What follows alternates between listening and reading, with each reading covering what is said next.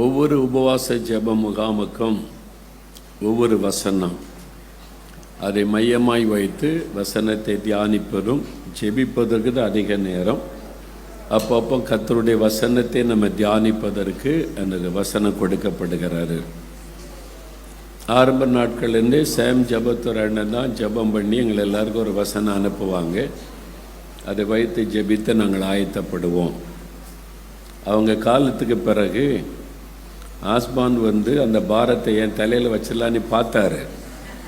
நான் விடலையே, உங்கள் அப்பாவுக்கு அப்புறம் நீ தான் பண்ணணும், உனக்கு தான் அந்த பொறுப்பு, நீ ஜெபம் பண்ணி ஒரு வசனத்தை அனுப்புனா நாங்கள்லாம் வசனத்தின்படி ஆயத்தப்படும்னு சொல்லிட்டேன். ஸோ நான் இல்லைங்கள் நீங்கள் தான் செய்யணும்னு சொல்லி பார்த்தான். நான் கேட்கல, ஏன்னா உங்கள் அப்பா தான் அதை செஞ்சாங்க, அதை தொடர்ந்து நீ தான் அதை செய்யணும். நீ என்ன வசனம் சொல்கிறியோ நாங்கள்லாம் கீழ்ப்படிவோம். அதனால் கர்த்தர் அந்த ஸ்தானத்தில் உன்னை வச்சிருக்கிறாரு. நீ ஜெபம் பண்ணி கர்த்தர் சொல்கிற வசனத்தை எங்களுக்கு தெரியப்படுத்து, நாங்களும் ஜெபம் பண்ணி வசனத்தை பிரசங்கத்தை ஆயத்தப்படுத்தோன்னு சொல்லி, அதனால் அதிலேருந்து தம்பி ஆஸ்பான் தான் எங்களுக்கு ஜெபம் பண்ணி கர்த்தர் இந்த வசனத்தை கொடுத்திருக்கிறார், இதை வைத்து நம்ம இந்த முகாமை நடத்துகிறோம் என்பதாக சொன்ன பிறகு அதை வைத்து ஜெபம் பண்ணி கர்த்தருடைய செய்தியை ஆயத்தப்படுத்துவோம். இந்த முகாமுக்கு ஆண்டவர் கொடுத்திருக்கிற வார்த்தை நெகேமியா 2ஆம் அதிகாரம் 8வது வசனம். நெகேமியா 2வது அதிகாரம் 8வது வசனம். என் தேவனுடைய தயவுள்ள கரம் என்மேல் இருந்தபடியால் ராஜா அவைகளை எனக்கு கட்டளையிட்டார்.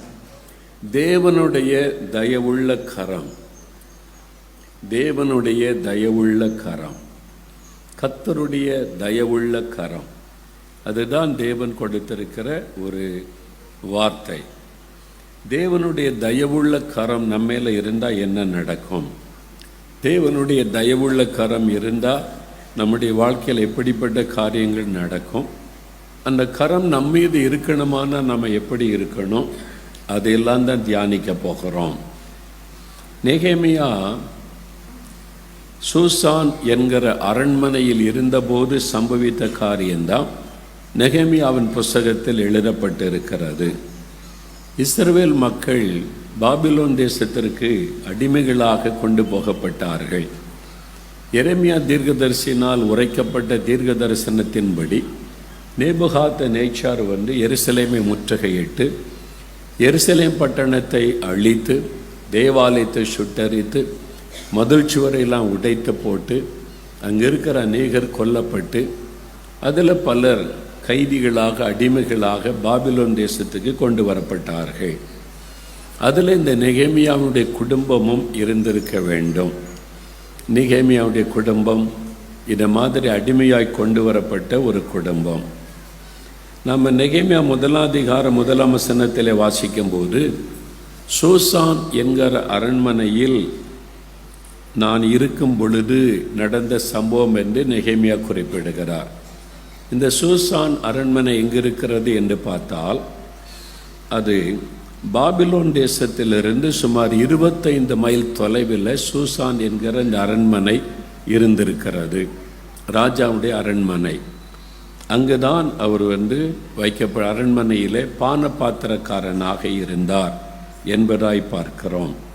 பானபாத்திரக்காரன் நெகேமியா 1ஆம் அதிகாரம் 11வது வசனத்தில் வாசிக்கும்போது நான் பானபாத்திரக்காரனாக இருந்தேன். அப்போ அடிமையாய் கொண்டு வரப்பட்ட நெகேமியா அரண்மனையில் வேலை செய்யக்கூடிய அளவிற்கு உயர்த்தப்பட்டிருந்தார். அவர் இன்னொரு தேசத்தினுடைய ராஜா அவருக்கு பானபாத்திரக்காரன். இவன் தான் எப்பொழுதும் ராஜாவுக்கு அருகில் நின்று கவனிக்கணும். ராஜா அவருக்கு ஒரு பழரசம் கொடுத்தால் கூட நேரடியாக ராஜாக்கிட்ட கொடுக்க முடியாது. இந்த பானபாத்திரக்காரன் தான் அதை வாங்கி ருசி பார்க்கிற மாத்திரம் அல்ல, அந்த நாட்களில் ராஜாக்களை கொல்லுவதற்கு சாப்பாட்டில் பானத்தில் விஷம் கலந்து விடுவார்கள். எந்த நேரத்திலும் ஆபத்து சூழ்ந்திருக்கும். அதனால் அந்த பானபாத்திரக்காரன் அந்த பழரசத்தை குடித்து கொஞ்ச நேரம் வெயிட் பண்ணி பார்த்து ஒன்றும் ஆகலை அப்படின்னு சொன்னால் தான் ராஜா குடிப்பார். அது மாதிரி சாப்பாடுகிற காரியத்தை ஒழுங்கு பண்ணும்போதும் அதை கவனிப்பதற்கு இந்த பானபாத்திரக்காரன் அருகில் இருக்கணும். சாப்பாட்டு ருசி பார்ப்பது மாத்திரம் அல்ல, அதில் விஷம் கலந்திருக்கிறதா என்பதை சோதித்து அறிந்து கொடுக்கக்கூடிய பெரிய பொறுப்பு. அப்போ ராஜாவுக்கு மிக நம்பிக்கைக்குரியவர்களைத்தான் அந்த பொறுப்பில் வைப்பார்கள். நெகேமியா அப்படிப்பட்ட ஒரு இடத்தில் உயர்த்தப்பட்டிருந்தார். அடிமையாய் கொண்டு போகப்பட்ட குடும்பத்திலிருந்து நெகேமியா வந்தாலும் இப்பொழுது தேவன் அவரை அரண்மனையில் ஒரு பெரிய பொறுப்பில் உயர்த்தி வைத்திருக்கிறார். ராஜாவிற்கு அருகிலே நிற்கிற ஒரு பெரிய வாய்ப்பு. அவருடைய முகம் துக்கமடைந்த போது கூட நீ ஏன் துக்க முகத்தோடு இருக்கிறாய் என்று ராஜா விசாரிக்கிறார். அந்த அளவிற்கு ராஜாவிற்கு பழக்கமான ஒரு நல்ல பதவியிலே தேவன் அவரை வைத்திருந்தார் என்பதாக பார்க்கிறோம். எருசலேமிலிருந்து இந்த சூசான் அரண்மனை, அதாவது பாபிலோன் தேசம் இருக்குதுல்ல, எருசலேமிலிருந்து பாபிலோன் தேசம், அங்கே தான் இந்த சூசான் அரண்மனையும் இருக்கிறது. அது சுமார் 1000 மைல் தொலைவுள்ளது, 1000 மைல் தூரம் உள்ளது. அப்படினால் 1550 கிலோமீட்டர் தூரம் உள்ளது. நேபுகாத்நேச்சார் எவ்வளவு தூரத்திலிருந்து படையெடுத்து வந்து அந்த நாட்களில் அந்த எருசலேமை பிடித்திருக்கிறார் என்று பாருங்கள். இந்த காலத்தில் உள்ள பிரயாணங்கள் வேறு. அந்த நாட்களில் குதிரையிலே பிரயாணப்படணும். அது மாத்திரமல்ல, பாபிலோனிலிருந்து எருசலேமுக்கு வர வேண்டுமானால் அது 4 மாத பிரயாணம். ஒரு நாள் 2 நாள் அல்ல, 4 மாதம் பிரயாணப்பட வேண்டும். ஒரு சின்ன கூட்டமாக பிரயாணப்பட்டாலே 4 மாதங்கள் ஆகும்னு சொன்னால் பெரிய ஒரு இராணுவம் புறப்பட்டு வரும்போது எவ்வளோ நாள் ஆகிருக்கும் பாருங்கள். எஸ்ரா 7ஆம் அதிகாரம் 9ஆம் வசனத்தை வாசிக்கும்போது நீங்கள் அதை அறிய முடியும். என்னால் எஸ்ராவும் அவனை சார்ந்தவர்களும் பாபிலோனிலிருந்து புறப்பட்டு எருசலேமுக்கு வந்த மாதம் தேதியெல்லாம் குறிப்பிடப்படுகிறார். கிட்டத்தட்ட 4 மாதம் நீண்ட பிரயாணம். என்ன 1000 மைல் பிரயாணப்பட வேண்டும். அவ்வளவு தூரத்தில் இருக்கிற எருசலேமை விட்டு 1000 மைல் தூரத்தில் இருக்கிற ஒரு அரண்மனை. அங்கே அடிமையாய் கொண்டு வரப்பட்ட நெகேமியா உயர்த்தப்பட்டார். ஆனால் இந்த நெகேமியாவை கர்த்தர் எழுப்பி அவரை கொண்டு ஒரு பெரிய திட்டத்தை தேவன் நிறைவேற்றுகிறார். நெகேமியா 2ஆம் அதிகாரம் 5ஆம் வசனத்தை வாசிக்கும் பொழுது, பட்டணத்தை கட்டும்படி, இடிந்து கிடக்கிற எருசலேம் பட்டணத்தை கட்டும்படி, அன்றைக்கு நேபுகாத்நேச்சாரால் அழிக்கப்பட்டு உடைக்கப்பட்டு போன மதில் சுவர்கள், இடிபட்டு கிடக்கிற வீடுகள், பாழாய் கிடக்கிற பட்டணங்கள், அதை கட்டி எழுப்பும்படிக்கு அவர் சொல்கிறார். ஒரு மனிதர் பட்டணத்தை திரும்ப கட்ட வேண்டும். அதுதான் அவருடைய இருதயத்தின் வாஞ்சை, தாகம். தேவன் அதை நிறைவேற்றுவதற்கு உதவி செய்தார். எதனால்? கர்த்தருடைய கரம் நெகேமியா மேலே இருந்ததினால அவரால் இதை சாதிக்க முடிந்தது. ஒரு மனிதன் எழும்பி மக்களை அழைத்து கொண்டு 1000 மைல் பிரயாணப்பட்டு 4 மாதங்கள் பிரயாணப்பட்டு போய் சேர்ந்து எருசலேம் பட்டணம் இடிந்து சிதைந்து கிடக்கிறது. அப்போ இதை கட்டி எழுப்பணும்னா யோசித்து பாருங்க. ஒரு மனிதன் போய் கட்டி எழுப்பணும்னா சாதாரண விஷயம் அல்ல. இப்போ பாருங்க, நமக்கு பலஸ்தீனா தேசம் ஹமாஸ் தீவிரவாதிகளுடைய அந்த யுத்தத்தில், இஸ்ரேல் தேசம் யுத்தத்தினால அந்த பலஸ்தீனா காசா பட்டணமே பாழாய் கிடக்கிறார். டிவிலெல்லாம் காமிக்கிறாங்கல்ல, யுத்தத்தினுடைய முடிவில் பாருங்கள், எல்லா வீடுகள் இடிந்து பாழாய் கிடக்கிறார். இப்போ இவ்வளோ வளர்ந்த நாடுகள், பல நாடுகள் உதவி செய்தால் கூட அதை திரும்ப அந்த நிலைமைக்கு கட்டி எழுப்ப சில வருடங்கள் ஆகும்னு சொல்கிறாங்க. சுற்றியில் இருக்கிற எல்லா நாடுகளும் உதவி செய்தால் கூட அதை திரும்ப கட்டி எழுப்பதற்கு பல வருடங்கள் ஆகும். ஆனால் இந்த நெகேமியாவை கர்த்தர் அழைத்து கொண்டு போய் ஆண்டவர் அவருடைய திட்டத்தை நிறைவேற்றுகிறதை தான் நெகேமியாவின் புஸ்தகத்திலே நம்ம பார்க்கிறோம். ஆண்டவர் ஒரு கூட இருந்ததுனால 42 நாளில் மதில் சுவரை கட்டி முடித்து விட்டார். என்னால் தேவனுடைய கரம் கூட இருந்ததுனால. நீங்கள் நெகேமியா 6:12-15 வாசிக்கும் போது 42 நாளில் 52 நாளில் கட்டி முடித்து விட்டார் என்பதாக பார்க்கிறோம். கர்த்தருடைய கரம் கூட இருந்ததுனால. ஹைதராபாத்தில் கல்வரி டெம்பிள் என்கிற ஒரு பெரிய சர்ச் இருக்கிறது. அந்த சபை இன்றைக்கு இந்தியாவிலே பெரிய சபை, லட்சக்கணக்கான பேர் ஒரு சபையில் அங்கமாக இருக்கிறாங்க. பாஸ்டர் சதீஷ்குமார் என்ற தேவ மனிதர் சபைக்கு பாஸ்டராக இருக்கிறாங்க. நல்ல ஒரு நண்பர். நான் போயிருந்தேன், அவங்களோட ஊழியங்கள் நிறைவேற்ற கர்த்தர் கிருபை கொடுத்தார். அப்போ அன்றைக்கு பெரிய உலக புகழ்பெற்ற ஒரு சபையாக இருக்கிறது, பிரம்மாண்டமான ஒரு சர்ச். பலத்த எதிர்ப்புகளுக்கு மத்தியில் அவங்க சொன்னாங்க, 52 நாளில் இந்த ஆலயத்தை கட்டி முடிக்க கர்த்தர் உதவி செய்தார். அல்லேலூயா.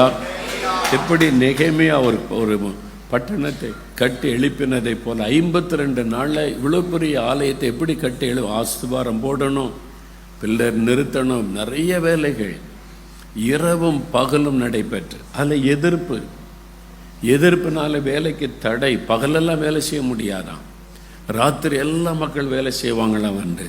அவன் சொன்னாங்க 52 நாளில் கர்த்தருக்கு கட்டி முடித்து கொடுத்தார். அவர் நெகேமியாவின் தேவன் இன்றைக்கும் உயிரோடு இருக்கிறார்.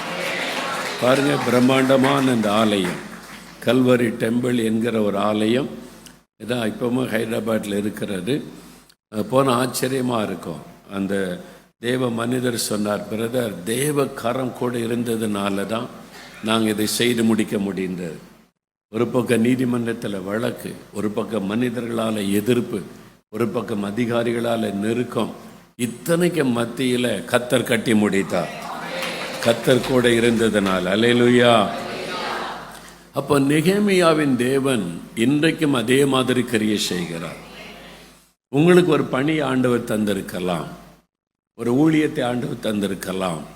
இத்தனை கிராமங்களை சந்திக்கணும், இத்தனை ஆத்துமாக்களை சந்திக்கணும், இத்தனை ஊழியங்களை நிறைவேற்றணும், இந்த என்னுடைய திட்டங்களை நிறைவேற்றணும்னு கர்த்தர் திட்டங்களை உங்களுக்கு தந்திருக்கலாம். அப்படிலாம் ஒன்றும் இல்லைங்க. ஏதோ கூட்டத்தில் வந்தால் நாங்கள் ஆவியில் நிரம்பி ஜெபிப்போம், அந்நிய பாஷை பேசுவோம், நேற்றுங்களே நாங்கள் சர்ச்சுக்கு போவோம், அவ்வளோதான் அப்படின்னு இருந்தால் இன்னைக்கு அந்த திட்டங்களை தரப்போகிறார். ஒவ்வொருவரும் இங்கேருந்து நெகேமியாவாக தான் போக போகிறீங்க. ஒவ்வொருவருக்கும் ஒரு திட்டம் தருவார். நாமெல்லாம் ஒன்றும் செய்ய முடியாது. எங்கள் பாஸ்டருக்கு திட்டம் தருவார், அல்லது அசிஸ்டன்ட் பாஸ்டருக்கு திட்டம் தருவார், ஊழியக்காரங்களுக்கு திட்டம் தருவார். நெகேமியா என்ன மொழி நேர ஊழியக்காரராக இருந்தார். நெகேமியா என்ன பண்ணி கொண்டு இருந்தார்? அரண்மனையில் வேலை செய்து கொண்டு இருந்தார். அவருக்கு ஒரு திட்டம் கொடுத்தார்ல ஆண்டவர். அப்போ உங்களுக்கு திட்டம் தர மாட்டாரா? நீங்கள் கேட்கணும், ஆண்டவரே நான் என்ன செய்யணும், நான் என்ன செய்ய எனக்கு திட்டம் வச்சுருக்கேன்னு எனக்கு கேட்டு இந்த 3 நாளைக்குள்ளே அந்த திட்டத்தை டைரியில் எழுதி கொண்டு தான் வெளியே போகணும். இல்லாட்டா கேம்பஸ் விட்டே போகக்கூடாது. ஆண்டவர்கிட்ட கேட்கணும். ஆண்டவர் சொல்லுவார், மகளே நீ எனக்கு ஒரு 100 ஆத்மா கொண்டு வா. செய்ய முடியாதா? செய்ய முடியும். இவர் 10 கிராமத்தில் போய் ஜெபக்குள்ள ஆரம்பித்து மக்களை ஜெபிக்க வை. அது ஒரு திட்டம் தானே ஆண்டவர் தருவார். நீ ஒரு 10 கிராமத்தில் போய் சிறுவர் ஊழிய செய், சண்டே கிளாஸ் மாதிரி பிள்ளைகளுக்கு நடத்தி இயேசுவை பற்றி சொல்லு. செய்ய முடியாதா? எல்லாருக்குமே ஊழியம் இருக்குது. பாஸ்டர்களுக்கு மட்டும் இல்லை, மொழி நேர ஊழியர்களுக்கு மட்டுமல்ல. நீங்கள் டீச்சராக இருக்கலாம், பேங்கில் வேலை செய்யலாம், ஐடியில் வேலை செய்யலாம், பிஸ்னஸ் மேனாக இருக்கலாம், அல்லது குடும்பத்தை கவனிக்கிற குடும்பத்தை கவனிக்கிற பொறுப்பில் இருக்கிற பெண்களாக இருக்கலாம். நீங்கள் யாராக இருந்தாலும் உங்களுக்கு இன்னொரு ஊழிய திட்டம் இருக்குது. கர்த்தர் ஒவ்வொருவருக்கும் வச்சு. நிறைய பேர் அதை கவனிக்கிறதும் இல்லை, அதை பற்றி சிந்திப்பதும் இல்லை, அதை பற்றி யோசிப்பதும் இல்லை. ஏதோ சர்ச்சுக்கு வழக்கத்தில் போனோம், ஜெபம் பண்ணோம், வருஷத்தில் ஒரு முறை முகாமுக்கு போனோம், வந்தோம், ஆவியில் நிரம்பினோம், அந்நிய பாஷை பேசணும். எதுக்கு இதெல்லாம் அபிஷேகம் அந்நிய பாஷை எல்லாம்? உங்களை ஆண்டவர் நம்பி ஒரு பெரிய திட்டம் வச்சிருக்கிறார்.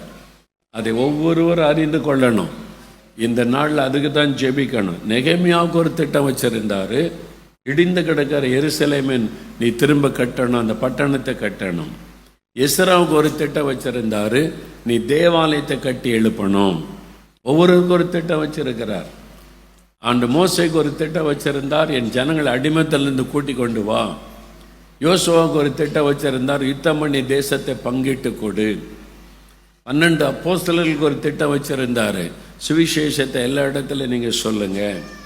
பவுலுக்கு ஒரு திட்டம் வச்சிருந்தார், புறஜாதிகளுக்கும் ராஜாக்களுக்கும் இஸ்ரவேலருக்கு நீ சுவிசேஷத்தை சொல்லணும். ஒவ்வொருவருக்கும் ஒரு திட்டம் வச்சிருக்கிறார். அதனால் உங்களுக்குன்னு தேவன் வைத்திருக்கிற திட்டத்தை நீங்கள் அறிந்து கொள்ளணும். அதை அறிந்து கொள்ளாட்டா கர்த்தருடைய கரம் உங்களுக்கு இருக்கு. கர்த்தருடைய கரம் கூட இருந்து நீங்கள் என்ன செய்ய போகிறீங்க? வழக்கமாக சமையல் பண்ணிவிட்டு எல்லாருக்கும் சாப்பாடு கொடுத்துட்டு வீட்டில் இருக்க போகிறேன்னு அதுக்கு எதுக்கு உங்கள் கர்த்தருடைய கரம்? வேலைக்கு போகிறேன் வர்றேன் அவ்வளோதான், சாப்பிட்றேன் தூங்குறேன், ஞாயிற்றுக்கிழமை சர்ச்சுக்கு போகிறேன், உங்களுக்கு எதுக்கு கர்த்தருடைய கரம் வரும்? ஒன்றுமே செய்யாத ஆளுக்கு எதுக்கு கர்த்தருடைய கரம்?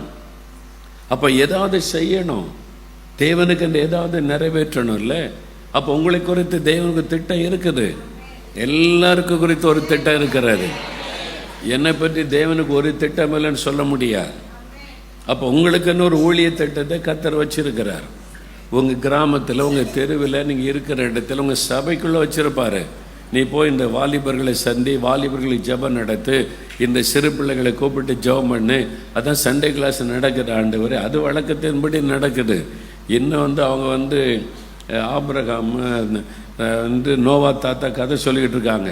இப்போ பிள்ளைகள்லாம் ஜெபிக்கிறவங்களாம் எழுப்பிட்டாங்க. எழுப்புதலுக்குள்ள பிள்ளைகளை நடத்து. ஏதோ ஒரு திட்டம் ஆண்டவர் வச்சிருப்பார் உங்களுக்கு. அதை நீங்கள் அறிந்து கொள்ளணும்.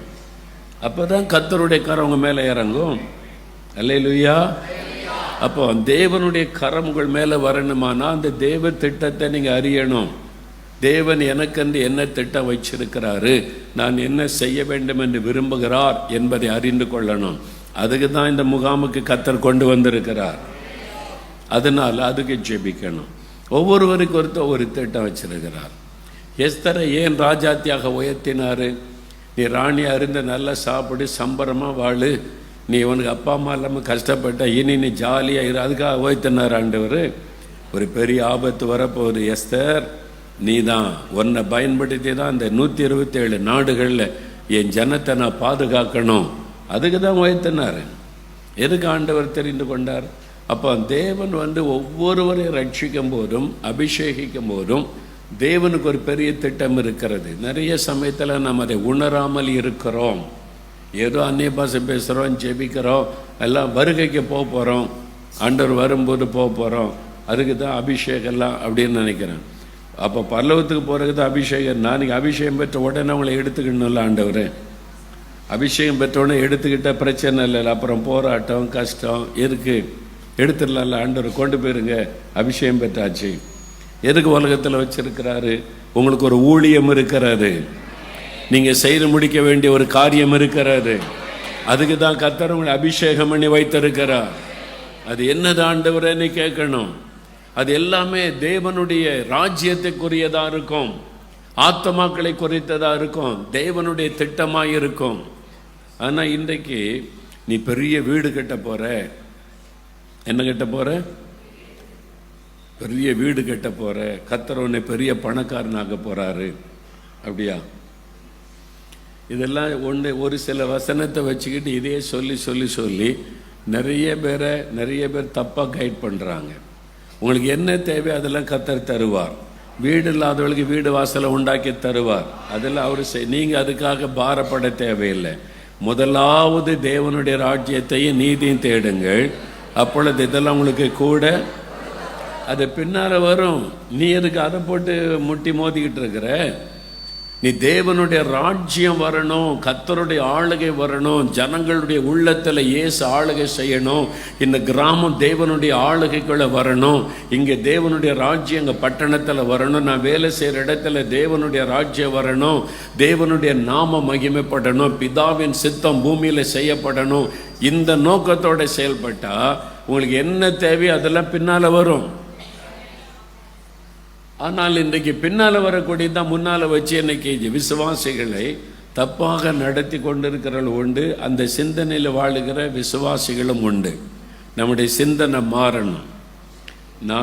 ஆண்டவர் சொல்றாரு, நீங்கள் பூமிக்குரியவர்கள் அல்ல, அதனால மேலானவைகளை. பரலோகத்தில் வீடு கட்டி கொடுத்துருக்காருல ஆண்டவர், கட்டிட்டு இருக்காருல்ல. யாராவது உங்களுக்கு சொந்த வீடு இருக்கான்னா இருக்குது அப்படி சொல்லணும். அது எப்படி இருக்குன்னா, அது தங்கத்தில் கட்டப்படுறோம்ல வீடு, எங்களுக்கு தங்கத்தில் வீடு கட்டிக்கிட்டு இருக்கிறோம்ல அப்படின்னு சொல்லணும். தங்கத்திலையா? அது எங்கே தங்கத்தில் வீடுன்னா நீங்கள் சொல்கிறீங்கன்னா, எனக்காக கட்டுறவரே ஆண்டவரில் பரலோகத்தில் கட்டி கொண்டு இருக்கிறார், பிரம்மாண்டமான வீடு கட்டி கொண்டு இருக்கிறார். அல்லேலூயா சொல்லுங்க. நான் அங்கே தானே போகிறேன். இது டெம்பரவரி, வாடகைக்கு இருந்தாலும் போயிடலாம், குடிசையாக இருந்தாலும் போயிடலாம், அதனால பிரச்சனை இல்லை. இங்கே ஆண்டவர் கூட இருக்கிறார். நான் உயிரோடு இருக்க வரைக்கும் எல்லா தேவையை சந்திப்பார். ஆனால் நிரந்தரமான வீடு எங்கே இருக்குது? பரலோகத்தில் தான் இருக்குது. அங்கே தான் நான் போய் கொண்டு இருக்கிறேன். ஒரு நாள் அங்கே போய் பார்க்கும்போது முழுமையாக முடிஞ்சிருக்கும். எனக்காக இயேசுவே வீடு கட்டிக்கிட்டு இருக்காரு அப்படின்னு சொல்லணும். அதனால் நம்முடைய நோக்கமெல்லாம் பரலோகத்துக்கு அடுத்ததாக இருக்க வேண்டும்.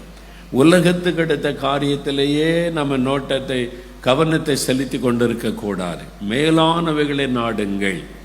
நாம் இந்த உலகத்திற்குரியவர்கள் அல்ல. உலகத்தில் வாழும் வரைக்கும் நமக்கு ஒரு வேலை வேணும், வருமானம் வேணும், தங்க வீடு வேணும், அதெல்லாம் கர்த்தர் தருவார். என்ன தேவையோ தருவார்.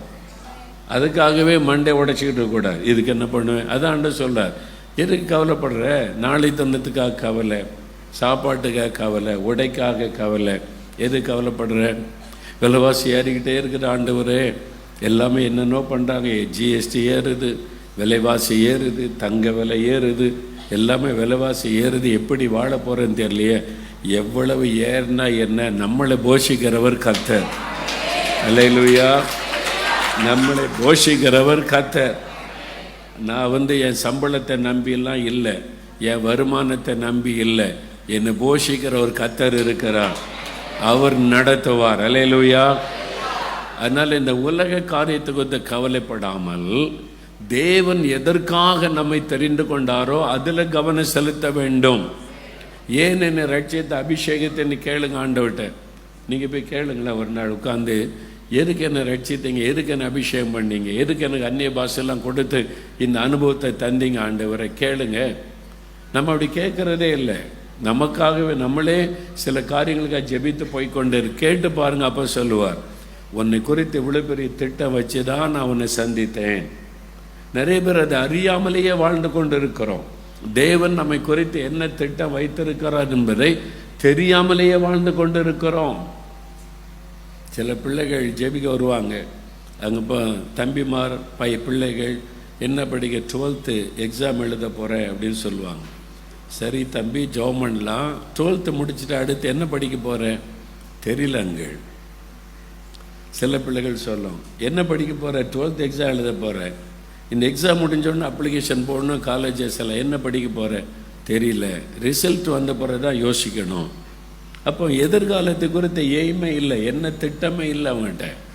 இது தப்பு. நீ ஜெபம் பண்ணி ஆண்டவர்கிட்ட கேட்டு என்ன படிக்கணும், அடுத்து என்ன செய்யணும், என்னை குறித்து என்ன திட்டம் வச்சுருக்கேன்னு கேட்டு தீர்மானம் எடுக்கணும். அப்போவே உனக்குள்ள ஒரு நோக்கம் வரணும், நான் இதுதான் படிக்கணும், கர்த்தர் எனக்கு ஒரு தீர்மானமாக சொல்லி இருக்கிறார், இந்த காலேஜில் படிக்கணும், அதுக்காக ஜெபிச்சுக்கிட்டு இருக்கேன் அப்படின்னு சொன்னால் பரவாயில்ல. சில பிள்ளைகள் சொல்லும், ஆண்டவர் பேசியிருக்கிறார்கள், அதனால் நான் இந்த மாதிரி ஆக போகிறேன் அப்படின்னா அந்த பிள்ளைக்கு தெரியுது எதிர்காலம் எப்படி இருக்கும்னு. ஆண்டவர் திட்டம் கொடுத்திருக்கிறார் அப்படின்னு தெளிவாக தெரியுது. சிலருக்கு நோக்கமே இல்லை. நிறைய விசுவாசிகள் அப்படி தான் இருக்கிறோம். எதுக்கு கர்த்தர் நம்மளை அபிஷேகம் பண்ணாருன்னா தெரியாது. எல்லோரும் அந்நிய பாஷை பேசுகிறாங்க, நான் அந்நிய பாஷை பேசணும். எல்லாரும் அந்நிய பாஷை பேசுகிறதுனால எனக்கு இல்லாட்டா அது குறை, அதனால் நான் அபிஷேகம் பெறணும். பெற்று என்ன பண்ண போகிறீங்க? அபிஷேகம் பெற்று என்ன பண்ண போகிறீங்க? எதுக்கு அபிஷேகம்? ஆண்டவர்கிட்ட கேட்டிங்களா? எதுக்கு எனக்கு அபிஷேகம் ஆண்டவரை தந்தீங்க? கேளுங்க ஆண்டவர்கிட்ட, மனம் திறந்து பேசுங்க. ஆண்டவர்கிட்ட கொஞ்சம் உட்காருங்க. அப்படி பார்த்தல உட்காந்து, எதுக்கு என்னை ரட்சித்து அபிஷேகம் பண்ணீங்க, என்னை குறித்த உடைய நோக்கம் என்ன ஆண்டவர்னு கேளுங்க. அப்போ ஆண்டவர் பேசுவார். உன்னை வச்சு நான் 10 கிராமத்தை சந்திக்க போகிறேன், உன்னை வச்சு 1000 குடும்பத்தை நான் கொண்டு வர போகிறேன், பிசாசின்படியில் இருக்கிற 100 குடும்பத்தை உன்னை அடித்து மீட்டு எடுக்க போகிறேன், உன்னை வச்சு தான் நான் செய்ய போகிறேன். பேசுவார் ஆண்டவர். இப்படிலாம் சொல்லிடுவான்னு சொல்லி தான் யாரும் கேட்குறதில்ல. ஆண்டவருடைய வேலை கொடுத்துருவாரு, என்ன பண்ணுறேன்னு சொல்லி தான் பேசுகிறதே இல்லை. அப்படி கேட்காத ஆளுக்கு எதுக்கு கர்த்தருடைய கரம் வரணும்? உங்களுடைய கரம் என் மேலே அமரட்டும் அப்படின்னு ஜெபிக்கணும். எதுக்கு ஆண்டவர் கேட்பார்ல, எதுக்கு? நான் ஒவ்வொரு வருஷமும் டிசம்பர் மாதம் 3 நாள் உபவாசம் பண்ணி ஜெபம் பண்ணுவோம். அடுத்த வருஷத்தில் எதுக்கா, என்ன ஊழியம் செய்யணும், எப்படி செய்யணும், கர்த்தர் சில காரியம் வெளிப்படுத்துவார். ஒரு சில வருஷத்துக்கு முன்னால் அப்படி நாங்கள் டிசம்பர் மாதம் ஆண்டவர்கிட்ட காத்திருந்த ஆண்டவர் உபவாசத்தை ஜெபிக்கிறோம். முதல் நாள் காத்திருக்கிறோம், நீங்கள் வெளிப்படுத்தணும் அப்படின்னும் போது ஆண்டவர் கேட்டார், நான் எதுக்கு வெளிப்படுத்தணும், நான் எதுக்கு உங்களுக்கு வெளிப்படுத்தணும்னு ஒரு கேள்வி கேட்டார். தீர்க்க தரிசனம், தேசத்தில் என்ன நடக்க போகுது, உலகத்தில் என்ன நடக்க போகுது, அடுத்து என்ன நடக்க போகுது, ஆண்டவர் கேட்டார், எதுக்கு உங்களுக்கு வெளிப்படுத்தணும், வாய். எனக்கு அப்போ தான் நினைச்சது, ஆண்டவர் ஏதோ பேச விரும்புகிறாருன்னு. என்ன ஆண்டவர் இப்படி கேட்குறான்னு ஆண்டவர்கிட்ட தாழ்த்தி, ஆண்டவரே என்ன செய்யணும்னு நான் வெளிப்படுத்தி எனக்கு என்ன நடக்கும்? சரி, தேசத்தில் புயல் வரும், இந்த அழிவு வரும் சொல்லிட்டா என்ன நடக்கும்? அது உங்களுக்கு ஏன் வெளிப்படுத்தணும்? அப்போ தேவன் வேற ஒன்றை எதிர்பார்க்கிறார். நான் கேட்டேன், நாங்கள் என்ன செய்யணும் விரும்புகிறீர் ஆண்டவரே? ஆண்டவர் சொன்னார், நான் வெளிப்படுத்தினால் அதை வைத்து ஜெபிக்கணும். நீங்கள் ஜெபிக்காம நான் செயல்பட முடியாது, நீங்கள் ஜெபிக்காம காரியம் நடக்காது. நீங்கள் ஜெபிப்பீங்களா? தானியேல் ஜெபம் பண்ணினார் தீர்க்க தரிசனத்தை வைத்து. நீங்கள் ஜெபிப்பீங்களா? அப்போ ஜெபிக்க ஒப்பு கொடுத்தோம். நாங்கள் ஜெபிக்கிறோம் ஆண்டவர், நீங்கள் என்ன சொல்கிறீரோ நாங்கள் ஜெபிக்கிறோம். ஒப்பு கொடுத்த பிறகுதான் ஆண்டவர் பேசி வார இயேசுடிகா ஊழியத்தில் தீர்க்க தரிசன ஜெபம் வைத்திருக்கிறோம். ப்ராஃபட்டிக் ப்ரேயர் நிறைய ஜெபம் இருக்குது. மந்தாட்டு ஜெபம், அனாயிண்டிங் ப்ரேயர், பல ஜெபம் இருக்குது. அதில் ப்ராஃபட்டிக் ப்ரேயர் எவ்ரி வீக் ஒவ்வொரு வாரமும் நாங்கள் வச்சு கர்த்தர் பேசுகிற தீர்க்க தரிசனத்தை வைத்து ஜெபிக்கிறோம்.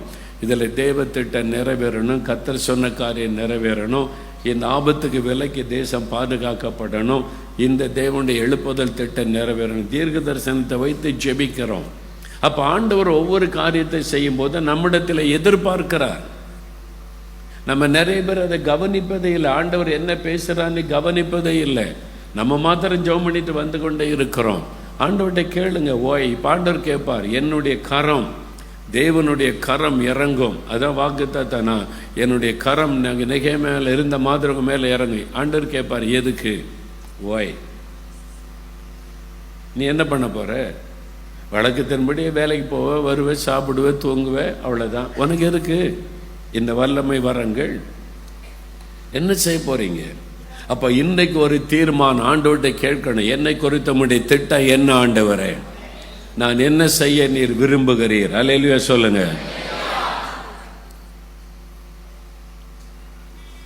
ஒரு தம்பி வந்தான், என்ன செய்றீங்க தம்பி? இல்லை, ஆண்டவர் என்னை ஊழியத்துக்கு அழைச்சிருக்கிறார். அப்படியா? அப்போ இப்போ என்ன, எவ்வளோ நாள் ஆச்சுன்னு? 10 வருஷமா ஊழியத்துக்கு அழைச்சிருக்காரு. நீ ஜெபம் பண்ணிட்டு இருக்காராம். எத்தனை வருஷமா? 10 வருஷமா. நான் என்ன ஊழியம் செய்யணும் ஜெபிச்சுக்கிட்டு இருக்கேன்னாரு. வேலையும் செய்கிறதில்லை. அப்போ வீட்டில் தண்டச்சோறு தானே, வேலையே செய்யாமல் அப்பா அம்மா சாப்பாடில் சாப்பிட்டுக்கிட்டு 10 வருஷம் சும்மா சுற்றிக்கிட்டு ஜெபிக்கிறேன். என்ன ஜெபிக்கிற?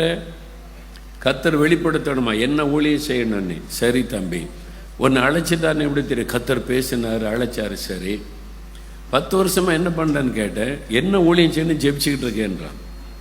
10 வருஷமாவா? சரி, ஓகே, கர்த்தர் என்ன செய்யற சொல்கிறாரோ செய். இப்போ என்ன பண்ணுற ஆண்டவருக்காக? ஒன்றும் பண்ணலை. நான் சொன்னேன், உன்னை ஒன்றுக்கும் கர்த்தர் பயன்படுத்த மாட்டார், குப்படா நீ. நான் டெய்லி ஒரு 100 பேருக்கு கைப்பிரதி கொடுக்குறேன், 100 கிராமத்தில் போய் சுவிசேஷம் சொல்கிறேன்னு பண்ணால் பரவாயில்ல. இப்போ ஒன்றுமே 10 வருஷமா சோம்பேறியா வீட்டில் உட்காந்துட்டு அவர் ஜெபிக்கிறாராம். கர்த்தர் என்ன ஊழியம் வச்சிருக்காருன்னு 10 வருஷமா ஜெபிக்கிறாராம். தண்டச்சோறு, அப்பா அம்மாவுக்கு பாரம், படிக்க வச்சு உருவாக்கி கொடுத்த அப்பா அம்மாவுக்கு பாரமா சும்மா உட்காந்து வெட்டியா சாப்பிட்டு கொண்டு அலைக்கிற. பைபிளை தூக்கிட்டு ஜெபிக்கிறேன். இப்படி சுத்துறவங்க யாராவது இருந்தா இன்னைக்கு மனம் திரும்பிடு. சும்மா இயேசுவின் பேரை சொல்லிக்கிட்டு கர்த்தரை அழைச்சிட்டாரு, ஜெபிச்சுக்கிட்டே இருக்கேன். நயா பைசாக்கு பிரயோஜனம் கிடையாது. சரி, 10 பேருக்கு சுவிசேஷம் சொல்லல. கர்த்தருடைய அந்த திட்டம் எனக்கு தெரியும் வரைக்கும் நான் ஊழியம் செய்துட்டு இருக்கேன். போய் ட்ராக்ஸ் கொடுப்பேன், திருப்பிரசங்கம் பண்ணுவேன், 4 பேருக்கு இயேசு பற்றி சொல்லுவேன்னா பரவாயில்ல. ஒன்றுமே செய்யாமல் வீட்டில் தண்டச்சோறு சாப்பிட்டுக்கிட்டு 10 வருஷமா ஜெபிக்கிறாராம். இவர் எப்படி கர்த்தர் பயன்படுத்துவார்? நிறைய பேர் இயேசுவின் பேரை சொல்லி ஏமாத்தி கொண்டிருக்கிற ஆட்கள் பெருகி கொண்டிருக்கிறாங்க, சோம்பேறிகள் பெருகி கொண்டிருக்கிறாங்க. நான் சொன்னேன், கர்த்தர் என்னை ஊழியத்துக்கு அழைச்சி 4 வருஷம் கழிச்சு தான் இயேசு உடிக்கிறார் ஊழியம் கொடுத்தார். அந்த 4 வருஷமா நான் சும்மா இல்லை. பைபிள் காலேஜில் படிக்க போக சொன்னார். அங்கே போனால் தெரு பிரசங்கம், வீடு வீடாக பிரசங்கம், கிராம பிரசங்கம், ரோட்டில் நின்று பேசு, சாட்சியை சொல்லு, சுவிசேஷம் சொல்லு, செஞ்சுக்கிட்டே இருந்தோம். அதனால்தான் கர்த்தர் உருவாக்கிய ஊழியத்தை கொடுத்தார். ஆண்டவர் வெளிப்படுத்திட்டேன்னு ரூமுக்குள்ளே உட்காந்துக்கிட்டு சாப்பிட்டு தூங்கி கொண்டு இருக்கவில்லை. இன்னைக்கு கிறிஸ்தவர்கள் சோம்பேறிகளாக போயிட்டாங்க. ஊழியக்காரர் என்ற பெயரில் சும்மா உட்கார்ந்து கொண்டு. அப்ப தேவன் என்ன திட்டம் வைத்திருக்கிறார் அறியணும்ல. எதுக்கு உம்முடைய கரம் வரட்டும் ஆண்டவரே? என்ன ஆண்டவர் கேட்பார், எதுக்கு? அபிஷேகம் தந்தே நீ ஒன்றும் பண்ணலை, சும்மா உட்கார்ந்துருக்கிற. ஒருத்தருக்காவது இயேசு பேர் சொல்லியிருப்பியா? ஒருத்தருக்கு ஒரு கைப்பிரதி கொடுத்துருப்பியா? ஒரு கிராமத்தில் போய் இயேசு சொல்லி இருப்பியா? ஒன்றுமே செய்யறதில்லை. உனக்கு எதுக்கு என் கரம் உன் மேலே வரணும்? யோசிங்க. இன்னைக்கு ஜெபிக்கணும், ஆண்டவரே என்னை குறித்த உம்முடைய திட்டம் என்ன? உம்முடைய திட்டத்தை நான் நிறைவேற்றணும். நெகேமியாவுக்கு குறித்த ஒரு திட்டம் வைத்திருந்தார் ஆண்டவர். அப்போ அதை நிறைவேற்றுவதற்கு தேவக்கரம் அவசியம். தேவன் ஒரு திட்டம் கொடுத்து அதை செய்வதற்கு தான் கர்த்தருடைய கரம் இறங்கி வரும், உங்களை கொண்டு செய்வதற்கு, உங்களை பயன்படுத்துவதற்கு. அப்போ அதற்கு நம்ம அர்ப்பணித்து கொள்ளணும். வேலை செய்கிற இடத்துல ஒரு எழுப்புதல் வரணும். எங்கள் கூட வேலை பார்க்குற 10 குடும்பத்தையாவது அந்த ரட்சிப்புகளை கொண்டு வரணும். என்னை பயன்படுத்துங்க ஆண்டவரே. நான் படிக்கிற இடத்துல ஒரு 4 பேரையாவது ரட்சிப்புகளை நடத்தணும். என்னை பயன்படுத்துங்க ஆண்டவரே. எங்கள் தெருவில் இருக்கிற இத்தனை வீடு இருக்குது, அதில் நாங்கள் ஒரு குடும்பம் தான் கிறிஸ்தவங்க. இவங்க எல்லாம் ரட்சிக்கப்படணும் ஆண்டவரே. இந்த வருஷத்துக்குள்ள நான் உங்களுக்கு சுவிசேஷம் சொல்லணும். என் கிராமத்தில் எவ்வளோ ஆத்தமாக இருக்கிறாங்க, பக்கத்து கிராமத்தில் இருக்கிறாங்க, எத்தனை பேர் பாவத்துக்கு சாபத்துக்கு அடிமையா இருக்கிறாங்க. நான் போய் அவங்களை மீட்டு கொண்டு வரணும். என்னை பயன்படுத்தும். அப்படி ஒரு தரிசனம் இருக்கணும்ல. இருக்குதா?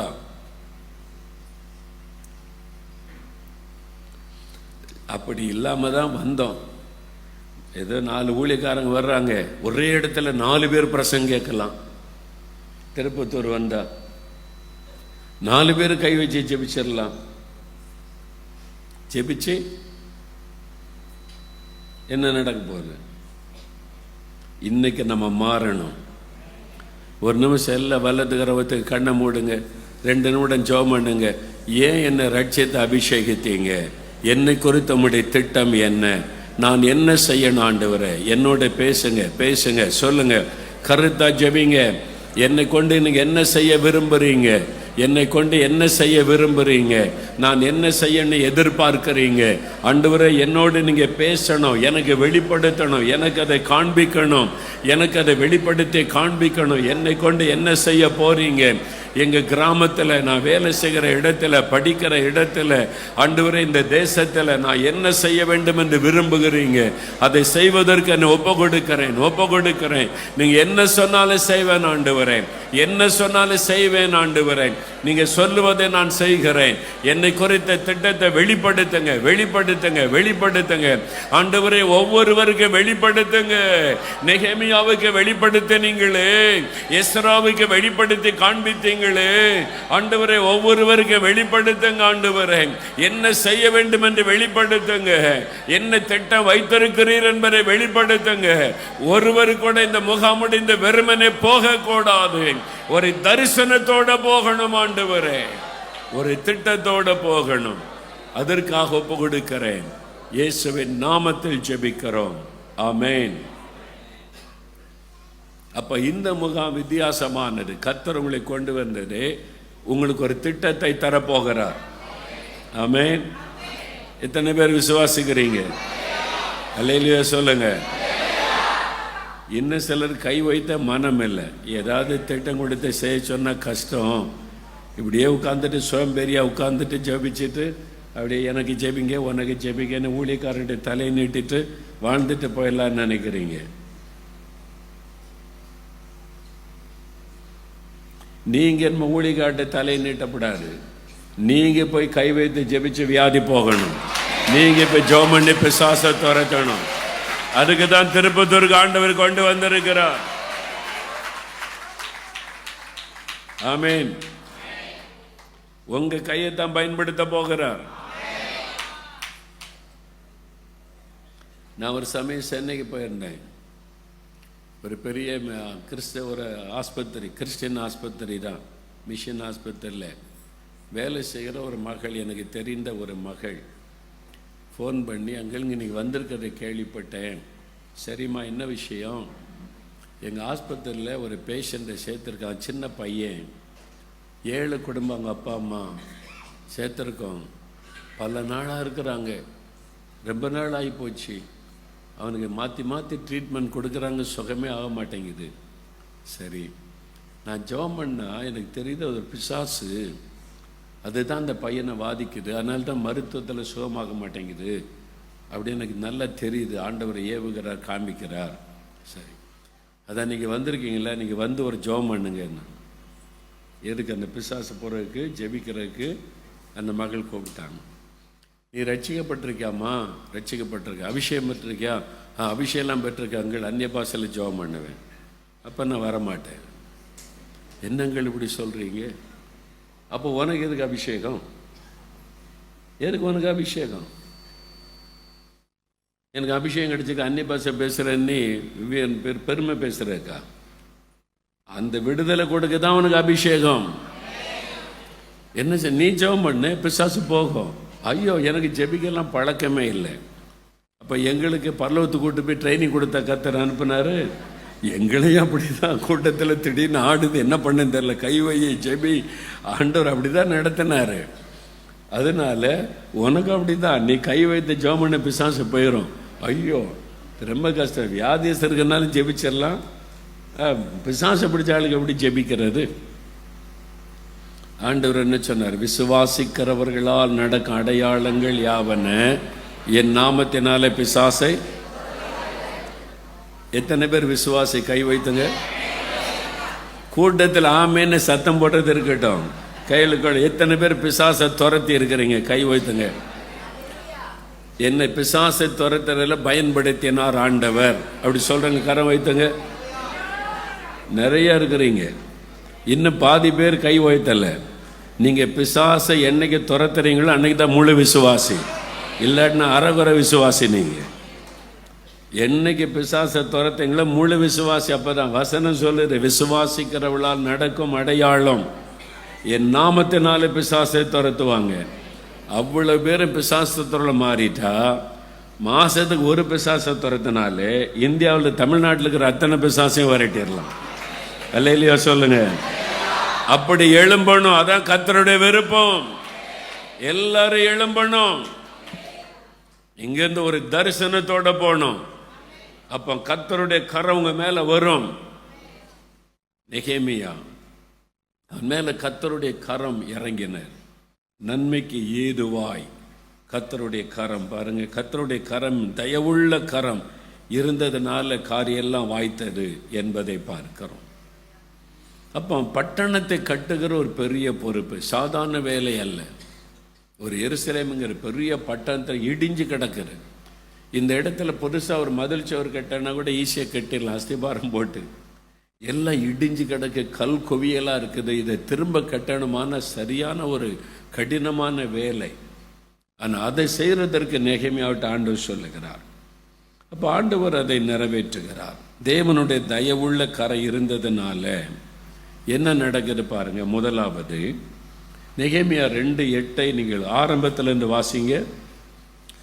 தேவாலயத்திற்கு இருக்கிற அரணின் கதவு வேலைக்கும் நகர அலங்கத்தின் வேலைக்கும் நான் தங்க போகிற வீட்டின் வேலைக்கும் வேண்டிய மரங்களை ராஜாவின் வனத்து காவலாளனாகிய ஆசாப் எனக்கு கொடுக்கும்படிக்கும் அவனுக்கும் ஒரு கடிதம் கட்டளையிடப்படுவதாக என்றேன். என் தேவனுடைய தயவுள்ள கரம் என்மேல் இருந்தபடியால் ராஜா அவைகளை எனக்கு கட்டளையிட்டார். இந்த பெரிய பணிக்கு நான் போகணுமானா எனக்கு நிறைய பொருட்கள் தேவை, மரங்கள் எல்லாம் தேவை. ராஜா அதுக்குன்னு காட்டுகளுக்கு இன்சார்ஜா ஒருத்தர் வச்சிருக்கிறார். மரங்கள்லாம் இருந்தால் தேவாலயத்தின் அந்த ஆலயத்தினுடைய கதவுக்கு வேணும், சில நகரத்தில் உள்ள கதவுகளுக்கு வேணும். அப்படி வேலை வேணும்னா ஒரு லெட்டர் கொடுங்க. தேவனுடைய தயவுள்ள கரம் கூட இருந்ததுனால முதலாவது தேவன் மனுஷ தயவை உண்டாக்குகிறார், ராஜாவினுடைய தயவை உண்டாக்குகிறார். தேவ தயவு கூட இருந்தா ராஜாவினுடைய தயவை கர்த்தர் கொடுக்கிறார். ராஜா லெட்டர் கொடுக்குறார், தனக்கு வேலைக்காரனா இருக்கிறவருக்கு லெட்டர் கொடுக்குறார், நீ போ செய் அப்படின்னு சொல்லி. ரெண்டாவது நெகேமியா 2:18 வாசிங்க. என் தேவனுடைய கரம் என்மேல் நன்மையாக இருக்கிறதையும் ராஜா என்னோடே சொன்ன வார்த்தைகளையும் அவர்களுக்கு அறிவித்தேன். அப்பொழுது அவர்கள் எழுந்து கட்டுவோம் வாருங்கள் என்று சொல்லி அந்த நல்ல வேலைக்கு தங்கள் கைகளை திடப்படுத்தினார்கள். எல்லாம் மனுஷர்கிட்ட வந்து சொல்லுகிறான், கர்த்தர் சொல்லி அனுப்பி இருக்கிறார், இல்லை கட்டணும்னு உடனே ஜனங்கள் எல்லாம் எழும்புறாங்க, நாம் எழுந்து கட்டுவோம். மக்களுடைய தயவு உண்டாகிறது. தேவனுடைய கரம் கூட இருந்தா மனுஷ தயவு, அதிகாரத்தில் உள்ளவருடைய தயவை கர்த்தர் உண்டாக்குவார். கர்த்தருடைய கரம் கூட இருந்தால் சுற்றியில் இருக்கிற மக்களுடைய தயவை கர்த்தர் உண்டாக்குவார். பாருங்க, மக்கள் எல்லாம் ஒன்று சேர்ந்து எழும்புறாங்க, வாங்க நம்ம எல்லாரும் கட்டுவோம். எல்லாருக்குள்ள ஒரு மனதை கர்த்தர் உண்டாக்குகிறார். தேவனுடைய கரம் இருக்கும்போது உங்க ஊழியத்திற்கு, தேவன் கொடுத்த பொறுப்புக்கு உதவி செய்கிற ஆட்களை கர்த்தர் எழுப்புவார். அதிகாரத்தில் இருக்கிறவளை எழுப்புவார். சுற்றிலும் இருக்கிற மக்களை எழுப்புவார். அதுக்கு தான் கர்த்தருடைய கரம், ஆண்டவருடைய கரம் கூட இருந்தால் அதிகாரத்தினுடைய இருதயத்தை கூட மாற்றுவார். சுற்றிலும் இருக்கிற மக்களுடைய இருதயங்களை மாற்றுவார். உங்களுடைய வேலையை லகுவாக்குவதற்கான வழிகளை கர்த்தர் உண்டாக்கி தருவார். ஆனா நீங்க செய்ய ஒப்பு கொடுக்கணும். ஒரு 10 கிராமத்துக்கு சுவிசேஷம் அறிவிக்கணும். நான் ஒரு ஆள் இப்போ என்ன செய்ய முடியும்? தேவனுடைய தயவுள்ள கரம் என்ன பண்ணும்? உங்க கூட சேர்ந்து ஜெபிக்கிற ஊழியம் எனக்கு 10 பேரை கர்த்தர் எழுப்பி தருவார். நான் வர்றேன் உங்க கூட, நம்ம போய் செய்யலாம், எழுப்பிடுவார். நீங்க எழும்பணும். நீங்க எழும்புனா உங்க கூட எழுப்புவதற்கு கர்த்தர் ஆயத்தமா இருக்கிறாரு. நீங்க எழும்புனா போறோம், கர்த்தர் எழுப்பிடுவார். அல்லேலூயா சொல்லுங்க. ஜெபிக்கணும், தினம் கூடி எழுப்புதலுக்காக ஜெபிக்கணும். நான் ஒரு ஆள் தானே இருக்கிற, யாரும் இல்லை. நீங்க ஒப்பு கொடுத்து எழும்புனா உங்க கூட ஜெபிக்கிற ஆட்களை கர்த்தர் எழுப்பி தருவார். அவருடைய தயவுள்ள கரம் கூட இருந்தா போதும். மனுஷ தயவை கர்த்தர் உண்டாக்குவார். அதிகாரிகளுடைய தயவை கர்த்தர் உண்டாக்குவார். அல்லேலூயா. தேவன் இதெல்லாம் செய்வார். அவர் செய்ய வேண்டியது அவர் செய்வார். நம்ம செய்ய எழும்புனாதான் கர்த்தர் உதவி செய்வார். அல்லேலூயா சொல்லுங்க. அல்லேலூயா. அதனால தான் 52 நாள்ல அது கட்டி முடிக்க முடிந்தது. அது மாத்திரம் இல்ல, தேவன் ஒரு திட்டம் கொடுத்தா சத்துரு சும்மா இருப்பான்னு நினைக்கிறீங்க? எதிராளியாகிய பிசாசு சும்மா இருப்பானா? நீங்க திருப்பத்தூர்ல ஒரு தரிசனம் பெற்று, நான் போய் ஒரு 10 கிராமத்துக்கு சுவிசேஷம் சொல்லணும், நான் ஒரு 10 குடும்பத்தை இயேசுக்குள்ள கொண்டு வரணும், இந்த பகுதியில் இருக்கிற வாலிபர்களெல்லாம் கர்த்தருக்குள்ள நடத்தணும், இங்கே சிறு பிள்ளைகளுக்கெல்லாம் சுவிசேஷம் அறிவிக்கணும், கர்த்தர் தரிசனம் கொடுத்துட்டார், ஜெபம் பண்ணிட்டு போறீங்கன்னா பிசாசை பார்த்துட்டு சும்மா இருப்பானா? இது அவனுடைய ராஜ்யத்தை பாதிக்கிற விஷயம். உடனே அவன் எழும்புவான். பிசாசு என்ன பண்ணுவான்? சன்பல்லாத்தையும் தொபியாவையே எழுப்பினான். நெகேமியா போனா ஒரு பக்கம் மக்களுடைய ஆதரவு இருக்கிறது செய்யலான்னு, இன்னொரு பக்கத்தில் சாத்தான் சன்பல்லாத்தையும் தொபியாவையும் எழுப்பினான். அவங்க என்ன பண்றாங்க? 6ஆம் அதிகாரம் நீங்க வந்து பாருங்க, நெகேமியா 2:10 வாசிங்க. இதை ஓரோனியனான சன்பல்லாத்தும் அம்மோனியனான தொபியா என்னும் ஊழியக்காரனும் கேட்டபோது இஸ்ரவேல் புத்திரரின் நன்மையை விசாரிக்க ஒருவன் வந்தான் என்பது அவர்களுக்கு மிகவும் விசனமாய் இருந்தது. பார்த்தீங்களா? தேவனுடைய இந்த தேவனுடைய இந்த பட்டணத்தை கட்ட ஒருத்தர் வந்துட்டான்னு தெரிஞ்ச உடனே இந்த சன்பல்லாத்தும் தொபியாவும் துக்கப்பட்டாங்களாம். துக்கப்பட்டா சும்மா இருப்பாங்கன்னு நினைக்கிறீங்களா? அவங்க விரோதமாக எழும்புறாங்க. அவனுக்கு விரோதமாக தான், நெகேமியாவுக்கு விரோதமாக எழும்பி தடுக்கிறதுக்கு என்னெல்லாம் உண்டு எல்லாம் பண்ணுறாங்க. அப்போ தேவன் ஒரு திட்டம் கொடுத்து உங்களை ஊழியம் செய்ய சொன்னால் தடுப்பதற்கு சாத்தான் ஆட்களை எழுப்புவான். உங்கள் வீட்டுக்குள்ளே எழுப்புவான். ஒழுங்கை வீட்டை கவனிக்கிற இப்படி ஊழியம் செய்யாக்கன்னு புருஷனே சொல்லுவார். திட்டுவார்ல, அவர் ரட்சிக்கப்படலன்னா இன்னும் வேற, நீ தெரு பிரசங்கம் பண்ண போறியா, இந்த மோகன்லால் சீசனுக்கு எடுத்து விட்டாரா அப்படின்னு திட்டுவாங்க. எதிர்ப்பு வரும். அதில் மாமியார் இருந்தால் அவ்வளோதான், கேட்க வேண்டியதில்லை. வீட்டு வேலை ஒன்றுமே செய்கிறதில்லை, இவன் தெருவா போகிறாள், முதல்ல பொண்டாட்டி அடக்கி வையும்பாங்க. மாமியார் ஒளிஞ்சமான மருமகள் சொல்லுவாங்க, உங்கள் அம்மா பாருங்க இங்கேயே பெரிய ஒன்றையும் காணும், தெருவா பிரசங்கம் பண்ண போகிறாங்களான்னு. இதெல்லாம் வரும். வீட்டுக்குள்ளே எதிர்ப்பு வரும், வெளியில் எதிர்ப்பு வரும்.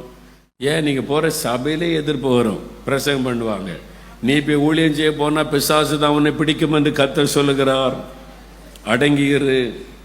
ஊழியம் செய்ய விட தடுக்கிறதுக்கு ஆட்கள் உள்ளேயே இருப்பாங்க. நல்லா அறிந்து கொள்ளுங்க. எல்லாரும் உற்சாகப்படுத்துவாங்கன்னு நினைக்காதங்க. வரும் சாத்தான் வந்து யாரை கொண்டாவது உங்களை அமைதியாக்கிறணும், முடைக்கிறணும், உங்களை செய்ய விடக்கூடாது, தடுத்தரன்னு முயற்சி பண்ணுவான். அல்லேலூயா சொல்லுங்க. நான் ஊழியம் செய்ய ஆரம்பித்து, ஜபக்குள்ள ஆரம்பித்து, திறப்பின் வாசம் நடத்த ஆரம்பித்தோமா, சிஎஸ்ஐ சபையெல்லாம் சேர்ந்து நாங்கள் அந்நிய பாஷெல்லாம் ஜெபியுது பெந்தேகோஸ்து கூட்டம், இதை வரவிடக்கூடாது, பெரிய என்கொயரிலாம் வச்சு சபையை விட்டு எக்ஸ் கம்யூனிகேட் பண்ணுவோம், பெரிய தடுக்கிறோம், ஜெபிக்க வரவங்களெல்லாம் மிரட்டி எதிர்ப்பு வந்தது. பெண்டிகா சர்ச்சில் அது சிஎஸ்ஐ ஆட்கள், அது உப்பு செப்பல்லாது, எல்லா பக்கமும் எதிர்ப்பு, இந்த பக்கம் எதிர்ப்பு, இந்த பக்கமும் எதிர்ப்பு. ஆதரவு யாரும் கிடையாது, பரலோகத்தில் இருந்து மட்டும்தான் ஆதரவு. அல்லேலூயா சொல்லுங்க. அப்படிதான் இருக்கும். என்னை தாக்கி பிரசங்கம் பண்ணுறதுக்கு ஆள் கூட்டிகிட்டு வருவாங்க எங்கள் சபைக்கு. என்னை தாக்கி பிரசங்கம் பண்ணுறதுக்குன்னே ஆட்களை கூட்டிகிட்டு வந்து, நான் அந்த சர்ச்சுக்கு தான் போவேன். என்னை திட்டி மறைமுகமாக, பேர் மட்டும் சொல்ல மாட்டாங்க, மறைமுகமாக திட்டிட்டு போவாங்க. அதுக்கு மத்தியில் தான் ஊழியம் செய்யணும். அல்லேலூயா சொல்லுங்க. திட்டுறாங்களேன்னு சொந்த வீட்டில் உட்கார, திட்டினா இன்னும் கொஞ்சம் வேகமாக ஊழியம் செய்யணும். பிசாசு வெட்கப்பட்டு போகணும். பிசாசை நீ என்ன பண்ணாலும் என்ன உட்கார வைக்க முடியாது. நான் தேவ திட்டத்தை நிறைவேற்றியே தீருவேன், கர்த்தர் சொன்னதை செய்தே தீருவேன், வைராக்கியம் கொள்ளணும். ஆமென் சொல்லுங்க. நெகேமியா முடங்கி போய்விடவில்லை. சன்பல்லாத் எழுப்பிட்டாங்க, தொபியா எழுப்பிட்டாங்க, என்ன பண்ணுறதுன்னு நினைக்கல. அதில் அவங்க என்ன பண்ணுறாங்க, இந்த சன்பல்லாத்த தொபியாவை சேர்ந்து இவனை யாரை வச்சு பயமுறுத்தினா பயப்பட மாட்டேங்கிறான், தொடர்ந்து செய்கிறான். என்ன பண்ணலான்னு பார்த்து கர்த்தருடைய தீர்க்கதரிசி மாதிரி தீர்க்கதரிசனம் சொல்கிற ஆட்களை கண்டுபிடிச்சி அவங்களுக்கு லஞ்சம் கொடுத்து நெகேமியாவுக்கு விரோதமாய் தீர்க்க தரிசனம் சொல்ல வைக்கிறாங்க, தந்திரமா ஏமாற்றுறதுக்கு. நெகேமியா 6:14 வாசிங்க. என் தேவனே, தொபியாவும் சன்பல்லாத்தும் செய்த இந்த செய்கைகளுக்கு தக்கதாக நீர் அவர்களையும் நொவதியால் என்னும் தீர்க்கதரிசியானவளையும் எனக்கு பயம் உண்டாக்க பார்த்த மற்ற தீர்க்கதரிசிகளையும் நினைத்து கொள்ளும். பார்த்தீங்களா, தீர்க்கதரிசிகள் அவங்க எழும்பி நெகேமியாவுக்கு பயமுறுத்துறாங்க. நீ அப்படி செய்யக்கூடாது, கர்த்தர் சொல்லுகிறா, நீ இதை செய்யக்கூடாது, வீட்டுக்குள்ளே ஒளிஞ்சிரு, தேவாலயத்துக்கு ஒளிந்திரு, தீர்க்க தரிசனம் சொல்கிறாங்க. எல்லாம் பொய் தீர்க்க தரிசனம். நெகேமியாவுடைய வேலையை முடக்குவதற்கு, ஊழியத்தை முடக்குவதற்கு அவங்க காசு கொடுத்து தீர்க்க தரிசனம் சொல்ல வைக்கிறாங்க. காசு வாங்கி கொண்டு தீர்க்க தரிசனம் சொல்கிற கள்ள தீர்க்க தரிசிகள் அந்த காலத்தில் இருந்திருக்காங்க பாருங்க. வெளியிலேருந்து எதிர்ப்பு கொண்டு செய்ய முடியல, உள்ளுக்குள்ளேருந்து எழுப்பலான்னு சொல்லி தீர்க்க தரிசனம் விரோதமாய், உங்களுக்கு விரோதமாக தீர்க்க தரிசனமே சொல்லுவாங்க. யாருக்கு தெரியும்? சர்ச்சுக்கு போனால், மகளே நீ பின்வாங்கி போயிட்ட, வெளியே ஊழியம் நீ போகிற, அடங்கி இருக்காம உன் வீட்டுக்கு தீமை வருகிறது, உன் வீட்டில் மரணம் வருகிறது, தீர்க்க தரிசனம்லாம் வரும். நீங்கள் சொல்லுங்கள், வந்தால் கர்த்தருக்கு ஸ்தோத்திரம், ஊழியம் செய்து மரணம் வந்தால் நல்லது தானே, ஆண்டவருக்கு ஸ்தோத்திரம்னு சொல்லுங்கள். அல்லேலூயா சொல்லுங்க. கர்த்தர் சொல்கிறதை செய்யும் போது என்ன தீங்கு வந்தால் அது நன்மையாகத்தான் முடியும். அதனால இந்த தீர்க்க தரிசனம் அவன் சொன்னான், இவன் சொன்னான், அவர் சொல்றார், இவர் சொல்றாருன்னு சோர்ந்து போகாம முன் வைத்த காலை பின் வைக்காம போய்கிட்டே இருக்கணும். அல்லேலூயா சொல்லுங்க. அல்லேலூயா. எங்க வீட்டில் எங்க ஜெபக்குழுவை தான் ஆரம்பிக்க சொன்னாரா. நிறைய தாய்மாரெலாம் ஜெபிக்க வருவாங்க, டெய்லி ஜெபிக்க வருவாங்களா. சர்ச்சு நாங்கள் சபை நேரத்தில் ஜெபிக்க மாட்டோம். எங்கள் ஊரில் கிராமத்தில் டெய்லி சர்வீஸ், மிஷினரிகளை போய் ஆரம்பிச்சிடறாங்க. டெய்லி காலை மாலை சர்வீஸ் இருக்கும். அது ஒரு 15 நிமிஷம் தான் இருக்கும். அந்த ஆராதனை முடித்த பிறகு அங்கே போயிட்டு நாங்கள் கூடி ஜெபம் பண்ணுவோம். சர்ச்சு டைமில் நாங்கள் ஜெபிக்க மாட்டோம், அந்த ஒழுங்கை பின்பு. ஆனாலும் தடுக்கிறதுக்கு முயற்சி பண்ணாங்க. என்ன பண்ணாங்கன்னு போகிற தாய்மாரெலாம் கூப்பிட்டு, நீ இந்த ஜெபத்துக்கு போனீன்னா உன் பிள்ளைகளுக்கு கல்யாணத்துக்கு சர்ச்சில் இடம் கிடையாது, கல்லறையில் இடம் கிடையாது, கல்லறையில் இடம் கிடையாதுன்னு சில பேர் கல்லறையில் இடம் இல்லைன்றாங்களேன்னு பேக் அடிச்சிட்டாங்க. சிலர் சொன்னாங்க, கல்யாணத்துக்கு இடம் கொடு காட்டாலும் பரவாயில்ல, நீங்கள் கல்லறையில் இடம் கொடு காட்டாலும் பரவாயில்ல, நாங்கள் ஜெபம் பண்ணுவோம் அப்படின்னு உறுதியாக நின்னாங்க. அவங்க மட்டும் தொடர்ச்சியாக வந்தாங்க. பயமுறுத்தல் வரும். சபை விட்டு விலைக்கிறோம்பாங்க, விளக்குங்க. ஜீவ புஸ்தகத்தை விட்டு ஒரு பேருக்கு இருக்க மாட்டார்ல, அவர் தானே நமக்கு கடைசி நியாயாதிபதி. சபையை விட்டு தானே விலக்க முடியும், பரலோகத்தை விட்டு தள்ள முடியுமா? நான் உங்களுக்கு கீழ்ப்படிஞ்சா பரலோகத்துக்குள்ள நுழைய முடியாது. என் சித்தத்தை செய்யாதுன்னு எப்படி இங்கே வந்தேன்னு கேட்பார்ல ஆண்டவர். அதனால எனக்கு முக்கியம் பரலோகம்தான். அல்லேலூயா சொல்லுங்க. அவருடைய சொல்றதுதான் எனக்கு முக்கியம். அதனால பயப்பட மாட்டேன். திட்டுங்க, இயேசுங்க, நான் இங்கே தான் இருப்பேன். அல்லேலூயா சொல்லுங்க. ஆனால் எதிர்ப்பு வரும். தீர்க்க தரிசனம் கூட சொல்லுவாங்க. நெகேமியாவுக்கு விரோதமாக தீர்க்க தரிசனம்லாம் வந்தது. அதுக்கு மத்தியில் நெகேமியா எப்படி இதெல்லாம் சமாளிச்சாரு அப்படின்னு பார்த்தீங்கன்னா, அவர் நெகேமியா 6:9 வாசிங்க. அந்த வேலை நடந்தேறாதபடிக்கு எங்கள் கை சலித்திப்போம் என்று சொல்லி அவர்கள் எல்லாரும் எங்களை பயமுறுத்த பார்த்தார்கள். ஆதலால் தேவனே, நீர் என் கைகளை திடப்படுத்தி அருளும். எங்களை பயமுறுத்துறாங்க, தீர்க்கதரிசி வச்சு பயமுறுத்துறாங்க, மனிதர்களை வைத்து பயமுறுத்துறாங்க, இதை செய்ய தடுக்க நினைக்கிறாங்க. தேவனே எங்கள் கைகளை திடப்படுத்தும். ஜெபம் செய்து தான் வெற்றி பெற்றார். நெகேமியா 2:4 வாசிங்க. அப்பொழுது ராஜா என்னை பார்த்து, நீ கேட்கிற காரியம் என்ன என்றார். அப்பொழுது நான் பரலோகத்தின் தேவனை நோக்கி ஜெபம் பண்ணி. ராஜா கேட்கிறாரு, நெகேமியா ஏன் துக்க முகத்தோடு இருக்கிற? என்னுடைய பட்டணம் இடிக்கப்பட்டு கிடக்குது. சரி, உனக்கு என்ன செய்யணும்? உன்னுடைய விண்ணப்பம் என்ன கேளுன்ன உடனே டக்குன்னு கேட்கல. முதல்ல தேவனை நோக்கி ஜெபிக்கிறார். அங்க முழங்கால் போட்டெல்லாம் ஜெபிக்க முடியாது. ராஜாவுக்கு முன்னால நிற்கிறார். இருதயத்தில் ஜெபம் பண்ணி கொண்டே இருக்கிறார். ஆண்டவரை நோக்கி ஜெபம் பண்ணி அப்புறம் தான் ராஜா கிட்ட பேசுகிறார். ஒவ்வொரு நிமிடமும் ஜெபத்துல தான் அவர் நடந்தார். நீங்க ஜெபத்துல நடந்தீங்கன்னா உங்களை சாத்தான் ஜெயிக்க முடியாது. ஜெபத்தை விட்டுட்டீங்கன்னா ஈஸியா உங்களை தட்டிடுவான். அதனால நெகேமியா ஒவ்வொன்றுக்கும் ஜெபம் பண்ணி ஸ்டெப் பை ஸ்டெப்பா கடந்து போனதுனால தேவத்திட்டம் முழுவதையும் நிறைவேற்ற முடிந்தது. ஆண்டவர் சொன்னார், எனக்கு பெரிய தரிசனம் கொடுத்தார். 78வது வருஷம் நான் கேட்டேன், எதுக்கு இந்த கிராமத்துக்கு கொண்டு வந்திருக்கிறீங்க ஆண்டவரே, நான் என்ன செய்யணும்னு கேட்டபோது அதுக்கு 6 மாதத்துக்கு மேலே ஜெபம் பண்ணேன். தேவ திட்டத்தை அறிந்து கொள்றதுக்கு 6 மாதத்துக்கு மேலே மணிக்கணக்காக போய் ஜெபிச்சேன். காத்துற அந்த ஜெபம் நிறைவாகும் போது தான் தரிசனத்தில் காமிச்சார் என்னென்ன செய்யணும். இந்த கிராமத்திலிருந்து உலகம் முழுவதும் சுவிசேஷம் செல்லும். இந்தியா முழுவதும் மிஷினரிகள் புறப்பட்டு போவாங்க. இந்தியா முழுவதும் சுவிசேஷத்துக்கான மிஷினரிகள் அனுப்பப்படுவாங்க. என்னென்ன ஊழியங்கள்லாம் நடக்கு. பெருச தரிசனம் நான் பார்த்துட்டு சந்தோஷப்படலை, பயந்து போயிட்டேன். இது எப்படி இந்த கிராமத்திலேருந்து செய்ய முடியும்? சின்ன கிராமத்தில் இருந்து ஆண்டவர் சொன்னார், ஜெபிக்கிற மக்களை நான் தருவேன். ஜெபிக்கிற மக்களை முதல்ல உற்சாகப்படுத்தி ஜெபி. நீங்கள் ஜெபிக்க அதெல்லாம் நிறைவேறும். இன்னைக்கு காணப்படுகிற அத்தனை காரியம் நிறைவேற காரணம் ஜெபம். அல்லேலூயா சொல்லுங்க. ஜெபிக்காம நீங்க ஒண்ணுமே செய்ய முடியாது. தேவன் ஒரு திட்டம் கொடுத்துட்டார்னா உங்க வேலை காத்திருந்து ஜெபிக்கணும். முதல்ல ஜெப அறையில் ஜெயித்த பிறகுதான் நீங்க கிராமத்துக்குள்ள போகணும், ஃபீல்டுக்குள்ள போகணும். ஜெபிக்காம எதையும் நீங்க சாதித்து விடவே முடியாது. அப்ப நெகேமியா ஒன்னொன்னுக்கும் ஜெபிக்கிறார் பாருங்க. அதனாலதான் கர்த்தருடைய கரம் கூட இருந்து ஜெயமாக்கி கொடுத்தது. அல்லேலூயா சொல்லுங்க. அப்ப ஒவ்வொரு நிமிடமும் ஜெபிக்கணும், ஒவ்வொரு காரியத்துக்கும் ஜெபிக்கணும். ஒரு ஆளு கேள்வி கேட்டா பதில் சொல்றதுக்கு ஆண்டவர்கிட்ட ஒரு ஜெபம் பண்ணிட்டு தான் பதில் சொல்லணும். எதிர்ப்பு வந்தா உடனே ஜெபம் பண்ணணும். ஒரு போராட்டம் வந்தா உடனே இருதயத்தில் ஜெபிக்கணும். கர்த்தருடைய தொடர்பில் இருந்துகிட்டே இருக்கணும். அப்பதான் தேவ திட்டத்தை நீங்க சரியா நிறைவேற்ற முடியும். இப்போ தேவனுடைய கரம் இந்த நெகேமியா மேல இருந்ததுனால தான் கர்த்தர் இந்த காரியத்தை செய்து முடிக்க நெகேமியாவுக்கு ஆண்டவர் கிருபை கொடுத்தார். எல்லாத்தையும் செய்து முடிக்க முடிந்தது. சரி, தேவ கரம் நெகேமியா மேல அமர காரணம் என்ன? தேவனுடைய கரம் நெகேமியாவோடு கூட இருக்க, தயவுள்ள கரம் என் மேல் இருந்தது. நெகேமியா மேல கர்த்தருடைய கரம் இருந்தது. எதனால? தேவனுடைய கரம் ஒரு மேல இருந்தது, நடத்தினது, ஜெயமாக்கினது. எதனால? இந்த நெகேமியா வாழ்க்கையிலிருந்து சில காரியத்தை நம்ம தியானிக்கணும். அதனால முதலாவது ஒரு காரியம் பாருங்க. நெகேமியா 1ஆம் அதிகாரம் 2வது வசனம். என் சகோதரரில் ஒருவனாகிய ஆனானியும் வேறே சில மனுஷரும் யூதாவிலிருந்து வந்தார்கள். அவர்களிடத்தில், நான் சிறையிருப்பில் மீண்டு தப்பின யூதரின் செய்தியையும் எருசலேமின் செய்தியையும் விசாரித்தேன்.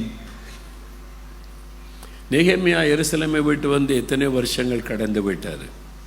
இங்கே வந்து இப்போ ஒரு தேவன் உயர்ந்த ஸ்தானத்தில் வைத்திருக்கிறார். இப்போ எருசலேமில் சிலர் போயிட்டு வந்து கொண்டு இருந்தாங்க. அதில் அவருடைய உறவினர் ஒருவர், நெகேமியாவுடைய உறவினர் ஒருவர் எருசலேமில் போயிட்டு திரும்பி வருகிறார். ஆனானியும் வேறு சில மனுஷரும் யூதாவிலிருந்து வந்தார்கள். அவர்களிடத்தில் சிறையிருப்பில் மீண்டு தப்பின யூதரின் செய்தியையும், நேபுகாத்நேச்சார் சிறைப்பிடித்து கொண்டு வந்தபோது சிலர் அங்கே விட்டுட்டு வந்துட்டான். வயசானவங்க, ஒரு மாதிரி பயன்பட மாட்டாங்கன்றவெல்லாம் அந்த பட்டணத்தில் விட்டுட்டு வந்துட்டான். எதுக்கு எல்லாரையும் கூட்டிகிட்டு போகணுன்னு. வாலிபர்கள், திறமைசாலிகள், அவங்களெல்லாம் கைதியை கொண்டு வந்துட்டான். கொஞ்சம் பேரை மீதியை விட்டுட்டான், அந்த பட்டணத்தில் இருந்து கொள்ளுங்கன்னு சொல்லி. அப்படி சிறையிருப்பில் மீண்டு போனவர்களையும் எருசலேமின் செய்தியையும் விசாரித்தேன். முதலாவது, தன்னுடைய பட்டணத்தின் செய்தியை அவர் விசாரித்து அறிந்தார் என்று வசனம் சொல்லுகிறார். தூர தேசம் 1000 மைலுக்கு அங்கே இருந்தாலும் அவருடைய இருதயம் சொந்தடைய சொந்த தேசம், சொந்த மக்கள் மேலே அவங்க எப்படி இருக்கிறாங்க, இந்த பட்டணம் எப்படி இருக்குதோ அப்படின்ற ஒரு பாரம் அவருக்குள்ளே இருந்தது. அதனால அங்கே போயிட்டு வந்தவங்களுக்கு உடனே கூப்பிட்டு, எருசலேம் பட்டணம் எப்படி இருக்குது, ஏதாவது மாற்றம் இருக்குதா, அங்கே இருக்கிற ஜனங்கள்லாம் எப்படி இருக்கிறாங்க, நல்லா இருக்காங்களா, அவங்களுக்கு சாப்பாடெலாம் கிடைக்குதா, ட்ரெஸ் எல்லாம் கிடைக்குதா, அவங்க பாதுகாப்பாக இருக்காங்களா விசாரிக்கிறார். அவங்க தீங்கு அனுபவிக்கிறாங்க, நிந்த அனுபவிக்கிறான்னு செய்தி சொல்லப்படுகிறார். ஆனால் அவர் விசாரிக்கிறார். தன்னுடைய மக்கள், தன்னுடைய பட்டணம் எப்படி இருக்கிறது என்று விசாரிக்கிறார். அவருடைய இருதயம் தன்னுடைய பட்டணம், தன் ஜனங்கள் மேலே இருந்தது. ஒரு சுயநலவாதியாய் அவர் வாழவில்லை. யார் எப்படி போனால் நமக்கு என்ன, அவங்கெல்லாம் கீழ்ப்படியலை, தேவனை தேடலை, அழிஞ்சு போனாங்க. நான் கர்த்தரை தேடினேன், கர்த்தர் என்னை இப்போ ஆசீர்வாதமாக வச்சிருக்கிறாரு, அரண்மனையில் வச்சிருக்கிறாரு, பான பாத்திரக்காரனை உயர்த்தி இருக்கிறார், கர்த்தருக்கு ஸ்தோத்திரம், நீ மகிழ்ந்து கொண்டிருக்கவில்லை. என்னுடைய தேசம், என்னுடைய ஜனம் எப்படி இருக்கிறார்கள் அதை விசாரித்து அறிந்தார். சில தேசங்களுக்கு ஊழியத்துக்கு போனால் சிலர் வந்து விசாரிப்பாங்க. சிலர் வருஷந்தோறும் வந்துட்டு அமெரிக்கா, கனடா, இங்கிலாந்தெல்லாம் இருந்தால் வருஷந்தோறும் இந்தியாவுக்கு வந்துட்டு போவாங்களா, அவங்க தெரியும் தேசத்தை பற்றி. சிலர் 5 வருஷம் 10 வருஷம்லாம் வராமல் இருப்பாங்க. அப்போ அங்கே போனாக்கி அவங்க கேட்பாங்க, இந்தியா எப்படி இருக்கு பிரதர், தமிழ்நாட்டில் என்ன நடக்குது, இந்தியாவில் என்ன நடக்குது, இப்படிலாம் கேள்விப்படுகிறோமே, என்ன உண்மையாக அங்கே என்ன நடக்குது, ரொம்ப தேசத்து குறித்து ரொம்ப விசாரிப்பாங்க. பொதுவாக தனிப்பட்ட முறையில் ஃபேமிலியில் எல்லோரும் நல்லா இருக்காங்களா, சிஸ்டர் எப்படி இருக்காங்க, உங்கள் ஊழியம் எப்படி இருக்குது, அப்படி விசாரிக்கிறவங்க இருப்பாங்க. தேசம் எப்படி இருக்குது, மக்கள் எப்படி இருக்கிறாங்க, இப்படிலாம் கேள்விப்படுகிறோமே, இதுக்கப்புறம் தேசம் எப்படி இருக்குது, அங்கே உள்ள சபைகள் எப்படி இருக்குது, ஊழியங்கள் எப்படி இருக்குது, தேசத்தை குறித்து அக்கறையோடு விசாரிக்கிற சிலர் இருப்பாங்க. அதே மாதிரி நெகேமியா அந்த பட்டணம் எப்படி இருக்குது, மக்கள் எப்படி இருக்கிறாங்கன்னு விசாரிக்கிறார். நமக்கு நிறைய பேருக்கு நம்ம தேசத்தை பற்றி சரியாக தெரிவதில்லை, ஏன்னா நம்ம விசாரிப்பதில்லை.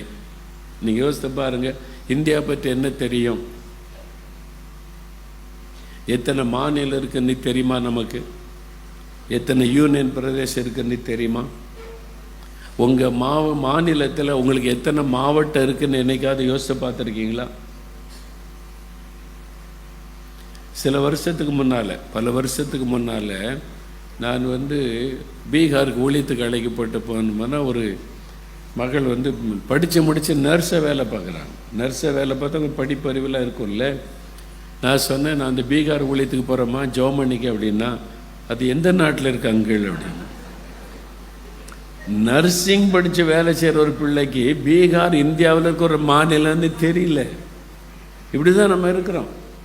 ஏன்னா நாட்டை குறித்து அக்கறை இல்லை. யார் எப்படி போனால் என்ன, எனக்கு வேலை வேணும், எனக்கு ஒரு வீடு வேணும், என் பிள்ளைகள் நல்ல மார்க் எடுத்து வெற்றி பெறணும், என் பிள்ளைகள் நீட்டு தேர்வில் வெற்றி பெறணும். இப்போ நிறைய பேருடைய கனவு என்ன தான், நீட்டு தேர்வு. அது இல்லாமல் வாழவே முடியாதான்.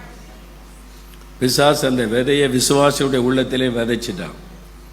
யார் சொன்னால் நீட்டு தேர்வில் வெற்றி பெறாட்ட வாழவே முடியாதா, உயரவே முடியாதா? பிசாசு தப்பானதை சொல்லி சொல்லி உலக மக்களை மாதிரி விசுவாசிகளும் மாறிட்டோம். என்ன நடக்குது தெரியல, நம்ம நாட்டில் என்ன நடக்குது, தேசத்தில் என்ன நடக்குது தெரியல. அப்போ அதை குறித்து அறிந்து கொள்ளக்கூடிய விருப்பமும் நிறைய பேருக்கு இல்லை. பத்திரிகை வாசித்தா தானே தெரியும் நாட்டில் என்ன நடக்குன்னு. இப்போ கும்பமேளா நடக்குது உத்தரப்பிரதேசத்தில். நேற்றைக்கு விடிய காலத்தில் கூட்ட நெரிசலில் 30 பேர் இறந்துட்டாங்க, 60 பேர் ஆபத்தான நிலைமையில் ஆஸ்பத்திரியில் இருக்கிறாங்க. இதான் ரொம்ப, அது வாசிக்கும் போது ரொம்ப துக்கம். மக்கள் எதுக்கு அந்த அவ்வளோ பெரிய கூட்டம், கோடிக்கணக்காக மக்கள் கூடியிருக்காங்க. செய்தி பாருங்கள், பாவ சாபம் மாறும்னு நம்பி தான் போய் நிற்கிறாங்க. நம்ம பாவம் போகணும், சாபம் நீங்கணும்னு அந்த நேரத்தில் அந்த ஆற்றுல இறங்கிட்டா பாவம் போயிடணும் ஒன்று போல் நெரிச்சதுனால மூச்சு முட்டி இறந்துட்டாங்க. இப்போ குடும்பத்தார் கதறிக்கிறாங்க. எவ்வளோ ஒரு வேதனை இல்லை. நம்முடைய ஜனம், நம் இந்திய மக்கள் பாவ மன்னிப்பை தேடுறாங்க, சாபத்திலிருந்து விடுதலை பெற தேடுறாங்க. யார் பாவ மன்னிப்பை கொடுக்க முடியும்? உங்களுக்கு தெரியுது. சொன்னீங்களா? 10 பேருக்காவது சொன்னீங்களா? சாபத்தை மாற்ற, பாவத்தை மாற்ற ஒரு வழி இருக்குது. இயேசு எங்கே ஓட தேவையில்லைன்னு சொன்னேன். உங்களுக்கு தெரியுதில்ல? அந்த செய்தியை சொன்னீங்களான்றதான் ஆண்டவுடைய கேள்வி. நம்ம சொல்லாதனால தானே இதெல்லாம் நடக்கிறது. இப்போ நம்ம தேசத்தில் என்ன நடக்கிறது? நம்ம தேசத்தில் பாருங்க, இப்போ 145 கோடி மக்கள் வந்துட்டாங்க. உலகத்திலே அதிக ஜனத்தொகை உள்ள நாடு எது? இப்போ இந்தியா தான். 145 கோடி மக்கள் வந்துட்டாங்க. சீனா தான் முதல் இடத்துல இருந்துச்சு. கொரோனாவுக்கு அப்புறம் இந்தியா முதல் இடம் பிடிச்சிட்டு. ஏன்னா கொரோனாவில் கோடிக்கணக்கான பேர் சீனாவில் இறந்துட்டாங்க. வெளியே சொல்ல மாட்டேன், கம்யூனிஸ்ட் நாட்டில் நிறைய பேர் மறிச்சிட்டாங்க பாவம். அதனால ஜனத்தொகை குறைஞ்சிட்டு இந்தியா டாப்பில் வந்துட்டு 145 கோடி மக்கள். அப்போ இந்தியாவில் எழுப்புதல் வந்துட்டா உலகமே அசைஞ்சிடும். அல்லேலூயா. இப்போ 145 கோடி மக்கள். இந்த மக்கள் எப்படி இருக்கிறாங்க? அதில் வாலிபர்கள், சிறு பிள்ளைகள் தான் அதிகம். 60% மேலே இந்தியாவில் வாலிபர்கள், சிறு பிள்ளைகள். அப்போ இளம் இந்தியான்னு சொல்கிறாங்க, வாலிபர்கள் தான் அதிகம். அப்போ இந்த தேசத்தில் வாலிபர் மத்தியில் ஒரு எழுப்புதல் வந்தால் உலகமே அசைக்கப்பட்டு விடும். அப்படிப்பட்ட ஒரு தேசத்தில் கர்த்தர் நமக்கு வச்சிருக்கிறார். ஆனால் என்ன நடக்குது? இந்த போதை வஸ்துகளை கொண்டு வருகிற ட்ரக் மாஃபியாக்கள் உலக அளவில் இருக்கிறாங்க. இப்போ அவங்க இந்தியா தான் அவங்களுடைய குறி. இங்கே தான் நிறைய வாலிபர்கள் இருக்காங்க, இங்கே தான் நிறைய சிறு பிள்ளைகள் ஸ்கூலில் காலேஜில் படிக்கிறவங்க இந்தியாவில் தான் அதிகம் பேர் இருக்கிறாங்கன்னு இந்த போதைப் பொருள் மாஃபியாக்கள் இந்தியாவை குறிவைத்து ஏராளமான போதை வஸ்துகளை இந்தியாவுக்குள்ளே இறக்குமதி பண்ணுறாங்க. அதுக்கு பின்னால் சில அதிகாரத்தில் உள்ளவங்களை இணைந்து கொள்கிறாங்க. பணம் சம்பாதிப்பதற்கும் இந்த வாலிபர்களை போதைக்கு அடிமைப்படுத்துவதற்கும் இன்றைக்கி அந்த மாதிரி காரியங்கள் நடந்து கொண்டு இருக்கிறது. பள்ளிக்கூடங்களில், கல்லூரிகளில் தான் போதை மருந்துகள் விற்கப்படுகிறது. மிட்டாயாக மாற்றி விற்கிறாங்க, அவங்க ஐஸ்கிரீமில் வச்சு விற்கிறாங்க. எதுக்குள்ளேயாவது வச்சு அவங்கள போதைக்கு அடிமையாக்கிறணும்னு சொல்லி இந்த ட்ரக் மாஃபியாக்கள் இந்தியாவில் பெருகிட்டாங்க. டன் கணக்கில் இறங்குகிறது இந்த போதை வஸ்துகள். எவ்வளோ பெரிய ஆபத்து! அடுத்த தலைமுறைக்கு ஆபத்தை பிசாசு உண்டாக்கி கொண்டிருக்கிறான். இந்த வாலிபர்கள், சிறு பிள்ளைகளை முடக்க சின்ன பிள்ளைகள் ஸ்கூலில் கொண்டு விற்கிறாங்க இங்கே போதை மருந்துகள். எங்கே? சென்னை போன்ற பட்டணங்களில் மாத்திரம் அல்ல, திருநெல்வேலியில் கிராமத்தில் இருக்கிற ஸ்கூல்களில் கொண்டு வந்து விற்கிறாங்க போதை மருந்துகள். அந்த அளவிற்கு அது வேரூன்றி விட்டது. பெரிய ஆபத்து இந்த தேசத்தை சூழ்ந்திருக்கிறது, வாலிபர்களுக்கும் சிறு பிள்ளைகளுக்கும் அடுத்த தலைமுறைக்கும். அப்படிப்பட்ட சூழ்நிலையில் நம்ம வந்திருக்கிறோம். தேசத்தில் என்ன நடக்கிறது என்பதை நம்ம அறிந்து கொள்ளணும். பெண் பிள்ளைகள் கூட போதை பயன்படுத்தி எத்தனை செய்திகளை நம்ம பார்க்குறோம். பெண் பிள்ளைகள் கூட இந்த போதை மருந்துக்கு அடிமையாகிடுறாங்க. நிறைய பாதிப்புகள் ஸ்கூல்கள்லேயே. பிசாசு இந்த மாதிரி வாலிபர்களை, சிறு பிள்ளைகளை குறிவைத்து செஞ்சு பிள்ளைகளுடைய லைஃப் பாதிக்கப்படுகிறது. இந்தியாவில் மாதிரி ஜாதி வெறி வேறு எங்கேயும் கிடையாது. ஜாதி வெறி, நான் இன்ன ஜாதி, நீ அந்த ஜாதி. சர்ச்சுக்குள்ளே ஜாதி வெறி இருக்குது, அப்புறம் வெளியில் கேட்க வேணும். பிசாசு அதை தூண்டி விட்டு ஜாதி வெறியினால் கொலை, இந்தியா முழுவதும் இந்த ஜாதியை வச்சு நடக்கிற கொலை ஒரு நாளைக்கு 82 கொலை நடக்கிறதா. ஒரு நாளைக்கு ரத்தம் சிந்தப்படுகிறது, தேசம் கரைப்பட்டு கொண்டு வருகிறது. 82 பேர் ஜாதி வெறியினால தினந்தோறும் ஆவரேஜா கொலை செய்யப்படுகிறார்கள். அப்படின்னா தேசத்தில் ரத்த பழி வந்து கொண்டிருக்கிறது. பிசாசு ஜாதி வெறியை தோண்டி ரத்தத்தை சிந்த பண்ணி கொண்டிருக்கிறான். தேசத்தில் ஒரு பக்கம் அது பெண்களுக்கு எதிரான குற்றம் தான் தேசத்தில் மிக அதிகமாய் பெருகி இருக்கிறது. 2019 வருஷத்தில் மாத்திரம் 4,05,000 குற்றங்கள் பதிவு செய்யப்பட்டிருக்கிறது இந்தியாவில், பெண்களுக்கு எதிரான குற்றங்கள். இன்னைக்கு இந்தியாவில் பெண்களுக்கு பாதுகாப்பு இல்லை, குழந்தைகளுக்கு பாதுகாப்பு இல்லை. ஒரு வருஷத்தில் 32,000 பாலியல் பலாத்காரங்கள் நடந்து அவைகள் வழக்குகள் பதிவு செய்யப்பட்டிருக்கிறது. 32,000 பாலியல் வன்கொடுமை வழக்குகள், பெண்கள் கொடுமைப்படுத்தப்படுகிறார்கள். ஒரு வருஷத்தில் 32,000ன்னா தினந்தோறும் எவ்வளவு நடக்கிறதுன்னு யோசித்து பாருங்க. உட்கார்ந்துருக்கிற நேரத்துக்குள்ள இந்தியா முழுவதிலும் பெண்கள் கொடுமைப்படுத்தப்படுறாங்க, பாலியல் பலாத்காரம் பண்ணப்படுறாங்க, அவருடைய வாழ்க்கை சீரழிக்கப்படுகிறது. நம்ம ஈஸியாக செய்தித்தாளில் வாசித்துட்டு போயிடுறோம், இத்தனை பேர் பாதிக்கப்பட்டாங்க, இத்தனை பேர் பாலியல் பலாத்காரம் பண்ணப்பட்டாங்கன்னு. 32,000 வாலிப பிள்ளைகள்னா அவருடைய மனது எவ்வளவு காயப்பட்டிருக்கும், பாதிக்கப்பட்டிருக்கும் யோசித்து பாருங்க. அந்த குடும்பத்தின் பெற்றோருடைய இருதயம் எவ்வளவு காயப்பட்டிருக்கும், கண்ணீர் வடிச்சிருப்பாங்க. எங்களுக்காக பேச யாரும் இல்லை, நாங்கள் எங்க போறது என்கிற கதறுதலின் கண்ணீர் தேவ சமூகத்தில் போயிருக்கும். அப்ப தேசம் சாபத்துக்குள்ளாகிற காரியம் தான் நடக்கிறது இந்த தேசத்தில். சில வருஷத்துக்கு முன்னாலேயே ஒரு பெரிய பத்திரிகையில் செய்தி குறிப்பு வந்தது. இந்தியாவில் தினந்தோறும் ஒரு நாளைக்கு குறைந்தது 20 வாலிப பெண் பிள்ளைகள் கடத்தப்பட்டு அவங்களை கட்டாயப்படுத்தி விபச்சார விடுதியில் அவங்களை கொண்டு போய் போதை ஊசிகளை போட்டு அவங்களை மயக்கத்தில் வைத்து அவருடைய வாழ்க்கையை நரகமாக்கி கொண்டிருக்கிறாங்க. அவங்க எங்கே இருக்கான்னு தெரியாது, என்ன செய்கிறாங்கன்னு தெரியாது. இந்த போதை ஊசியை போட்டு அவர்களை மயக்கி விபச்சாரத்தில் பயன்படுத்துகிறாங்க. இந்தியாவில் ஒரு நாளைக்கு 20 வாலிப பெண் பிள்ளைகள். யோசித்து பாருங்க, பெண்கள் யோசித்து பாருங்க. உங்கள் வீட்டில் ஒரு பிள்ளை காணாமல் போனால் தான் உங்களுக்கு பாரம் வருகிறாரு. இந்தியாவில் இருக்கிற எல்லாருக்காக இயேசு சிலுவை சுமக்கலையா, ரத்தம் சிந்தலையா, இந்த ஆத்துமாக்களுக்காக அவருடைய உள்ளம் பரிதபிக்கவில்லையா? அப்ப தேசத்தில் நடக்கிற காரியம் என்னதென்று நமக்கு தெரியுமா?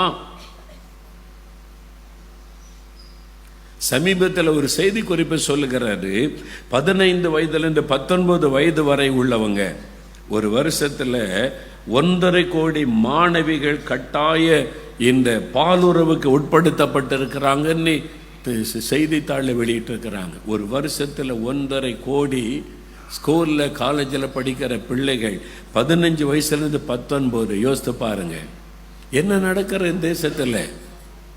நான் பாட்டில் ஞாயிற்றுக்கிழமை சர்ச்சுக்கு போகிறோம், டான்ஸ் ஆடுறோம், பாட்டு பாடுறோம், ஆவியில் நிரம்பி டான்ஸ் ஆடுன்றோம், அப்படியே வந்துடுறோம். தேசத்தில் என்ன நடக்குது தெரியுமா? தேசத்தில் என்ன நடக்கிற விசாரித்து அறிந்து கொண்டீங்கன்னா, சொல்லுகிற எதுவுமே கற்பனையாக கேள்விப்பட்டதெல்லாம் பத்திரிகையில், செய்தித்தாளில், டிவி நியூஸில் ஆதாரங்களை நான் சேகரித்து வச்சிருக்கிறேன். என்ன நடக்குது இந்த நாட்டில்? அப்போ அதெல்லாம் நீங்கள் கேள்விப்படும் போது தான் உங்களுடைய உள்ளத்தில் பாரம் வரும். தினமும் 100 பெண்கள் பாலியல் பலாத்காரத்தில் பாதிக்கப்படுறாங்களா இந்தியாவில்? தினமும் ஒரு நாளைக்கு 100 பெண்கள். இந்தியாவில் ஒரு நாளைக்கு 100ன்னா ஒரு மாதத்துக்கு எத்தனை, ஒரு வருஷத்துக்கு எத்தனை? நம்ம சாதாரண ஒரு நாள் நியூஸ் வாசிக்கிறோம், அடுத்த நாள் நியூஸ் வாசிக்கிறோம், ஏதோ ஒன்று நடக்க நினச்சிட்டு போகிறோம். மொத்தமாக சேர்த்து பாருங்க, ஆயிரக்கணக்கான பெண்கள் பாதிக்கப்படுறாங்க வருஷத்தில் இந்த தேசத்தில். ஒரு நாளைக்கு 100 பெண்கள் பாலியல் பலாத்காரம் பண்ணப்படுகிறாங்க.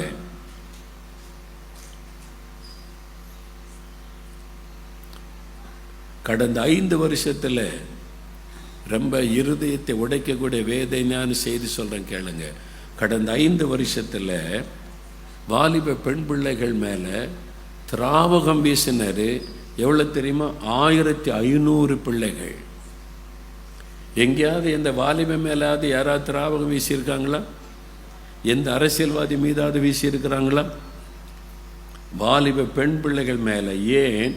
இந்த பிள்ளை ஒருத்தனை நேசிக்கலைன்னா அவன் கொண்டு போய் திராவகத்தை மூஞ்சியில் ஊற்றி விடுகிறான். எவ்வளோ கொடூரம். தமிழ்நாட்டில் இப்படி ஒரு நடந்து ஒரு பிள்ளையுடைய முகமெல்லாம் வெந்து சாப்பிடக்கூடிய முடியாமல் டியூப் வச்சு ஆகாரம் கொடுத்தாங்க. நம்ம சத்யன் டிவி மூலமாக அதை சொல்லி இயேசுடைய ஊழியமும் சத்யன் டிவி சேர்ந்து உதவி செய்கிறோம் அந்த பிள்ளைக்கு ட்ரீட்மெண்ட்டுக்கு. நான் நேரடியாக போய் இந்த பெற்றோரை பார்த்தேன், இந்த பிள்ளையை பார்த்தேன், இருதயமே நொறுங்கி விட்டார். அந்த முகமே அகோரமாகி விட்டது, சரிப்படுத்தவே முடியாது. என்ன காரணம்? அந்த பிள்ளை அவனை நேசிக்க மாட்டேன்னு சொல்லிச்சு, என்னை நேசி லவ் பண்ண நான் முடியாத, நான் படிக்கணும்னுச்சு. இது பெரிய தப்பா? ஒரு வருஷத்தில் 1500 பெண் பிள்ளைகள் எப்படி பாதிக்கப்படுறாங்க. தேசத்தில் என்ன நடக்குதுன்னு தெரியுமா உங்களுக்கு? ஒரு வருஷத்தில் 1500 வாலிப பிள்ளைங்க, அவங்களுடைய எதிர்காலமே போய்விட்டது. நாங்கள் காப்பாற்ற எவ்வளோ முயற்சி பண்ணோம். நான் போகும்போதெல்லாம் அந்த பிள்ளை பார்த்தது, அவங்கள அந்த டியூப் வழியாக தான் உணவு கொடுக்கப்பட்டது, கொஞ்சம் புரிந்து கொள்ள முடிந்தது. பேரண்ட்ஸ் பாவம், ஏழை பெற்றோர் அழுதுகிட்டு நின்னாங்க, பண உதவியெல்லாம் செய்தோம். ஆனால் கடைசியில் காப்பாற்ற முடியல, அந்த பிள்ளை இறந்து விட்டது. எவ்வளோ பெரிய துக்கம். இது மாதிரி ஒரு வருஷத்தில் 1500 பிள்ளைகள்னா என்ன நடக்குது இந்த இந்தியாவில் தெரியுமா உங்களுக்கு? தேசத்தில் நடக்கிறதை அறிந்து கொள்ள வேண்டும். நெகேமியாவுக்குள்ள ஒரு இருதயம் இருந்தது. மக்கள் எப்படி இருக்கிறாங்க, பட்டணம் எப்படி இருக்கிறது, தேசத்தில் என்ன நடக்கிறது என்று அறிந்து கொள்ளுகிறார். யூனிசெப் நிறுவனம் ஒரு நிறுவனம், உலக அளவில் சிறு பிள்ளைகளுக்கான ஒரு நிறுவனம் யூனிசெப் என்பது. சமீபத்தில் அறிக்கை வெளியிட்டிருக்கிறாங்க. உலக அளவில் சிறு பிள்ளைகள் திருமண வயது வராத சிறு பிள்ளைகள் திருமணத்தில் இந்தியாவில் தான் 1/3 குழந்தைகள், அதாவது உலக அளவில் 1/3 இந்தியாவில் தான் நடக்குது இந்த திருமணம். உலக அளவில் 1000 நடந்த 300 சிறு பிள்ளைகளுக்கு இங்கே தான் அந்த திருமணம் நடக்கிறது. பிள்ளைகளுக்கு திருமணம்னா என்னன்னே தெரியாது. அந்த பிள்ளைகளை கொண்டு போய் கல்யாணம் பண்ணி வைக்கிறாங்க. வெறும் தமிழ்நாடு, இந்த கர்நாடகா மட்டும் நினைக்காதுங்க. பீகார், ராஜஸ்தான், குஜராத், நீங்கள் அங்கே போய் பாருங்கள், ஆதிவாசிகள் அதிகம், கிராம மக்கள் அதிகம். அவங்களுக்கு விவரமே தெரியாது. இங்கே பார்க்குற டிவி கூட இல்லாத லட்சக்கணக்கான குடும்பங்கள் இருக்கிறது வட இந்தியாவில். என்ன நடக்குன்னே தெரியாது. இந்த மாதிரி பிள்ளைகள் எவ்வளோ பாதிக்கப்பட்டு கொண்டு இருக்கிறாங்க. முழு இந்தியாவை கண்மண்ணால் நிறுத்தி பாருங்க. அப்படிப்பட்ட ஒரு தேசத்தில் நம்ம இருக்கிறோம். தமிழ்நாட்டில் 2 வருஷத்துக்கு முன்னாலேயே, 2-3 வருஷத்துக்கு முன்னாலேயே ஒரு உயர் நீதிமன்றத்தில் நீதிபதி வேதனையோடு சொன்னார். தமிழ்நாட்டில் மெட்ராஸில் உயர் நீதிமன்ற நீதிபதி, தமிழ்நாட்டில் 1.5 கோடி பேர் தினமும் குடிக்கிறவங்களா மாறிட்டாங்க டாஸ்மார்க் கடையினால. தினசரி குடிக்கிறவங்க 1.5 கோடி, 8 கோடி மக்கள் தொகையில் 1.5 கோடி பேர் தினசரி குடிக்கிறாங்க. அப்படினால் 1.5 கோடி குடும்பங்கள் பாழாகி கொண்டிருக்கிறது. குடும்ப சமாதானம் போய்விட்டது, குடும்பத்தில் நிம்மதி போய்விட்டது, குடும்பங்கள் பாதிக்கப்பட்டிருக்கிறது. கடந்த 10 வருஷத்தில் தமிழ்நாட்டில் விதவைகள் பெருகி இருக்கிறாங்க. கடந்த 10 வருஷத்தில். ஏன்? மதுபானம் குடிச்சு நிறைய ஆண்கள் மரிச்சிட்டாங்க. அதனால விதவைகள் பெருகிறாங்க, தகப்பன் இல்லாத பிள்ளைகள் பெருகிறாங்க. சமுதாயத்தில் எவ்வளவு பெரிய பாதிப்பு இன்னைக்கு நடந்து கொண்டு இருக்கிறாரு. தேவன் இதெல்லாம் பார்த்து துக்கப்பட்டு இருக்கிறார். நம்முடைய தேசத்தில், நம்முடைய மாநிலத்தில் என்ன நடக்குன்னு நம்ம கவனித்து பார்க்கணும். என்ன செய்தி சொல்றாங்க, அதுக்கு தான் டிவியில் நியூஸ் பாருங்கன்றோம். ஒரு செய்தியை பாருங்க, என்ன நடக்குன்னு தெரியும். செய்தித்தாள் வாசிங்க, நாட்டில் என்ன நடக்குன்னு தெரியும். அவங்க கூட முழுமையாக வெளியிடுவதில்லை. அவங்க கூட சொல்றாங்க 30 பேர் இறந்துட்டாங்கன்னு.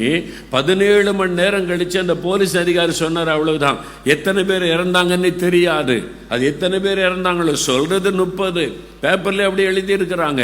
அது 17 மணி நேரம் கழிச்சு தான் சொல்லுகிறார். உடனே சொல்லல, அவங்க மறைக்கிறது அரசாங்கம். என்ன நடக்கிறதுன்னே தெரியாது. இந்த நிலைமையில தான் நம்ம இருக்கிறோம். அப்படிப்பட்ட ஒரு தேசம்.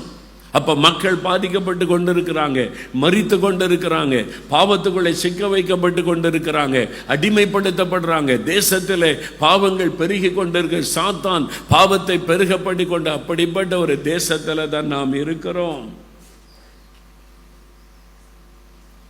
ஒரு சமயம் காவல்துறை அதிகாரி, நான் ஊரில் இருந்தபோது நாங்கள் 4 மாடிக்கு வந்திருந்தார். அவர் ஒரு போலீஸ் அதிகாரி, அவர் ஒரு விசுவாசி, ரட்சிக்கப்பட்டவர். அவர் சொன்னார், நான் பக்கத்து கிராமத்துக்கு வந்திருக்கிறேன், திருவிழா நடக்கிறது, அதுக்கு ஸ்பெஷலாக பாதுகாப்புக்கு எங்களை டீமை அனுப்பியிருக்கிறாங்க. என் தலைமையில் நிறைய காவலர்கள் வந்திருக்கிறோம்.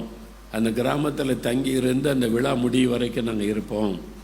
அதுக்கு வந்த பிரதர் உங்களை பார்த்துட்டு போக வந்தேன்னு சொன்னார். அவர்கிட்ட பேசும்போது அவர் வேதனையோடு ஒரு வார்த்தை சொன்னார். பிரதர், விபச்சாரம் வேசித்தனம் பட்டணங்களில் தான் பெருகி இருக்குன்னு நமக்கு தெரியும். ஆனால் இந்த கிராமங்களுக்கு வந்த பிறகு தெரியுது, தமிழ்நாட்டின் கிராமங்களிலே விபச்சாரம் பெருகி கொண்டிருக்கிறார். அவர் பார்த்துட்டு வந்து வேதனையோடு இந்த வார்த்தையை சொன்னார். விபச்சாரம் கிராமங்களிலே பெருகி கொண்டிருக்கிறார். ஜெபிங்க பிரதர்ன்னு சொன்னார். இதான் நம்முடைய தேசம், இதுதான் நம்முடைய கிராமம். ஆண்டவர் அதை பாரு, இதை தான் கண்களை ஏறெடுத்து பாருங்கன்னு சொல்கிறார். நம்ம உள்ளுக்குள்ளே பார்த்துட்டு என்ன சுயநலமாகவே ஜபம் சுயநலமாய் வாழ்ந்து கொண்டு இருக்கிறோம். ஆண்டவர் பார்க்க சொல்லுகிறார். உங்களுக்கு தெரியுமா, இந்தியாவில் ஒரு வருஷத்தில் 1,00,000 குழந்தைகள் காணாமல் போகிறாங்க. மிஸ்ஸிங், சிறு பிள்ளைகள், முக்கியமாக பெண் பிள்ளைகள் காணாமல் போகிறாங்க. ஒரு வருஷத்தில் இந்தியாவில் குறைந்தது 1,00,000 பேர் பிள்ளைகள் காணாமல் போகிறாங்க. எங்கே போகிறாங்க, என்ன ஆகுறாங்க? கடத்திட்டு கொண்டு போய் பிச்சை எடுக்க வைக்கிறாங்கன்னா எத்தனை பேர் பிச்சை எடுக்க வைப்பாங்க? வெளிநாட்டுக்கு கடத்தி கொண்டு போயிடுறாங்க. எதுக்கு? அந்த குழந்தைகளை வச்சு என்ன பண்ணுறாங்க?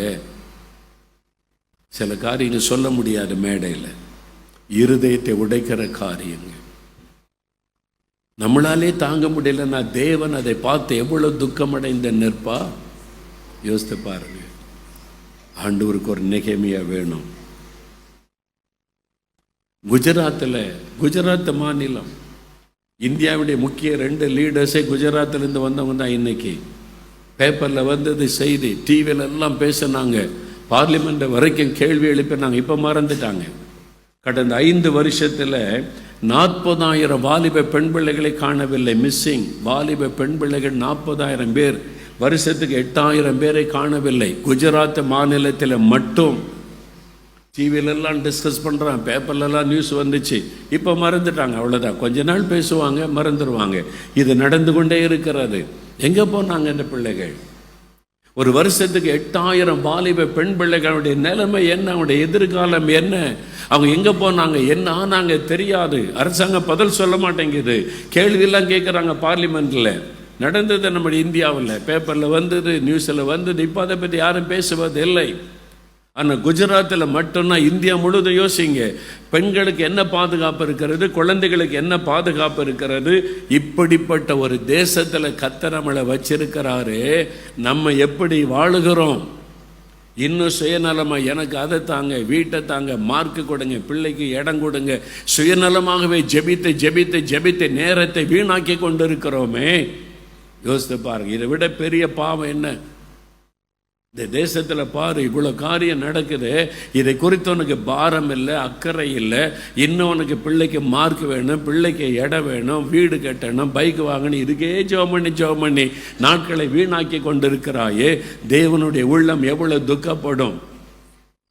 அப்போ நெகேமியாவை போல தேசத்தில் என்ன நடக்குன்னு அறியணும். எங்கள் பட்டணத்தில் என்ன நடக்குது, எங்கள் தேசத்தில் என்ன நடக்குது, எங்கள் மாநிலத்தில் என்ன நடக்கிறது, அது அறிந்து கொள்ள வாஞ்சியாவது நமக்கு இருக்கணும் இல்லை? யோசிங்க, எத்தனை பேருக்கு அந்த விருப்பம் இருக்கிற, வாஞ்சி இருக்க? நீங்களே கேள்வி கேட்டு பாருங்க. அப்படின்னா நீங்கள் பேப்பர் வாசிப்பீங்க, நியூஸை பார்ப்பீங்க, தேசத்தில் என்ன நடக்குது, நான் ஜெபிக்கணும் அப்படின்னு கவனம் செலுத்துவீங்க.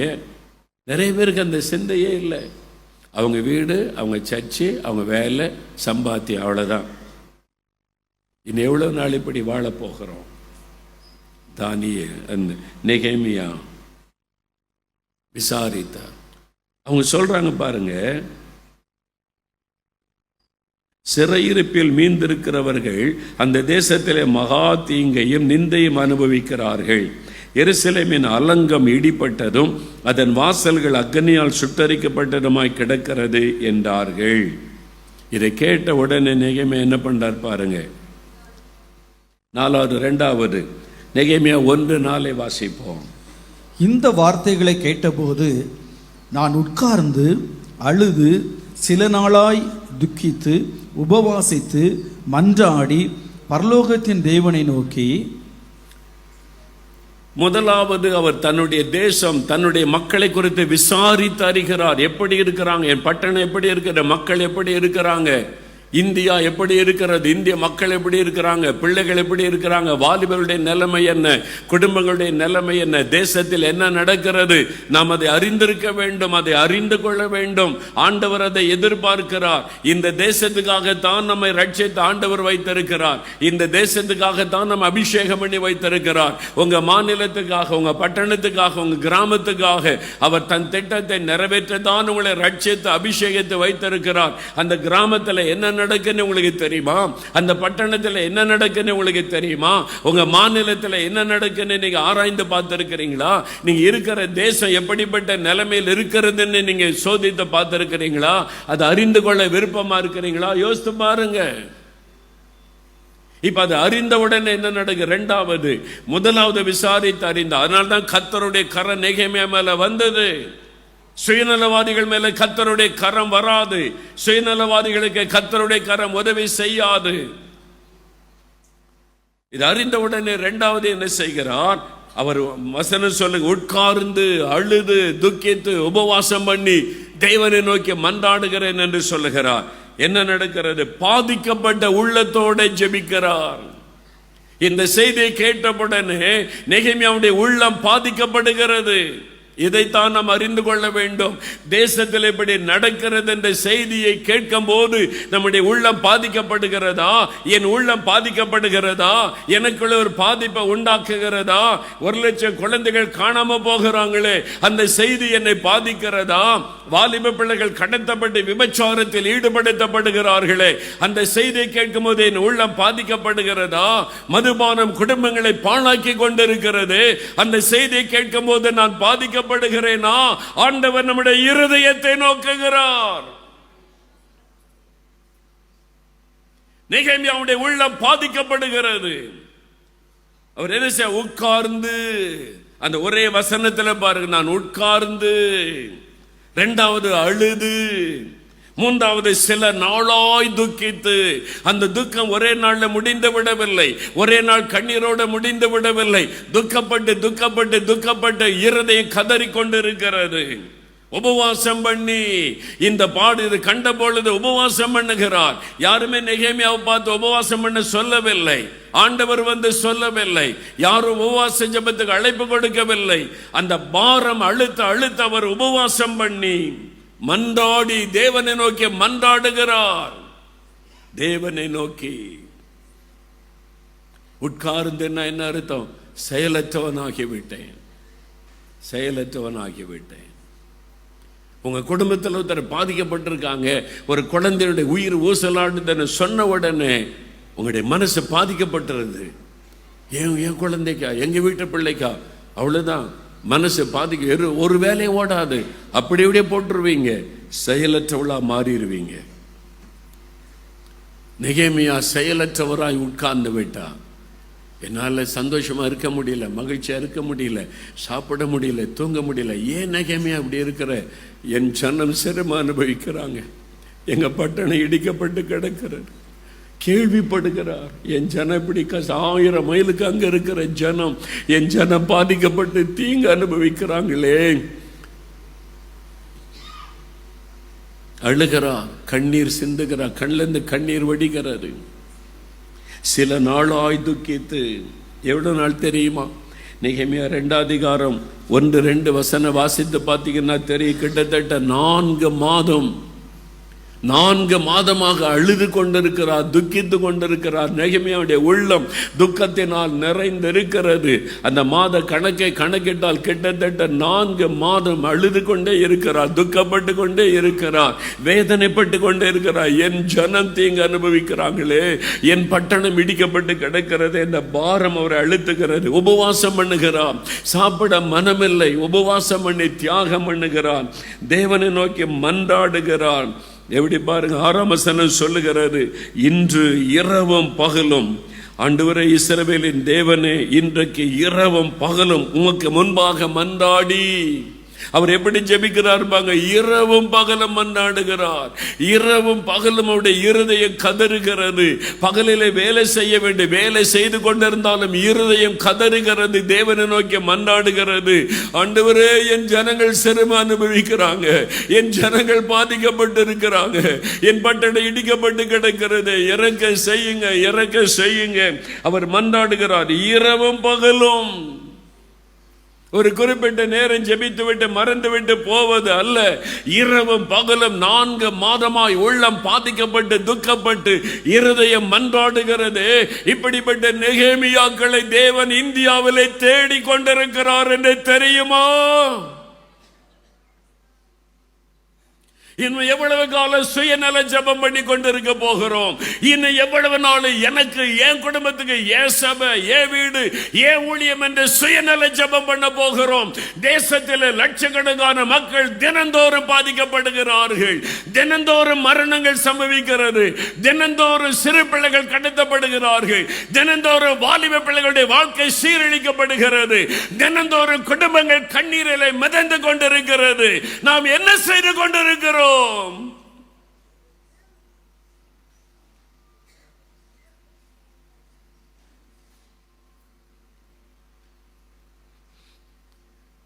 நெகேமியாவுடைய உள்ள பாதிக்கப்பட்ட ஒரு நாளைக்கு எத்தனை வாலிப பிள்ளைகளுடைய முகத்தில் திராவகம் வீசப்படுகிறது. ஏன்? அந்த பிள்ளை என்ன தப்பு பண்ணினது? இந்த வயசுல இதெல்லாம் எனக்கு வேண்டான்னு சொன்னது ஒரு தப்பா? பிள்ளைகளுடைய வாழ்க்கையை நரகமாக்குகிற பொல்லாதவர்கள் தேசத்தில் பெருகி இருக்கிறாங்களே, நம்முடைய உள்ளம் பாதிக்கப்படுதா?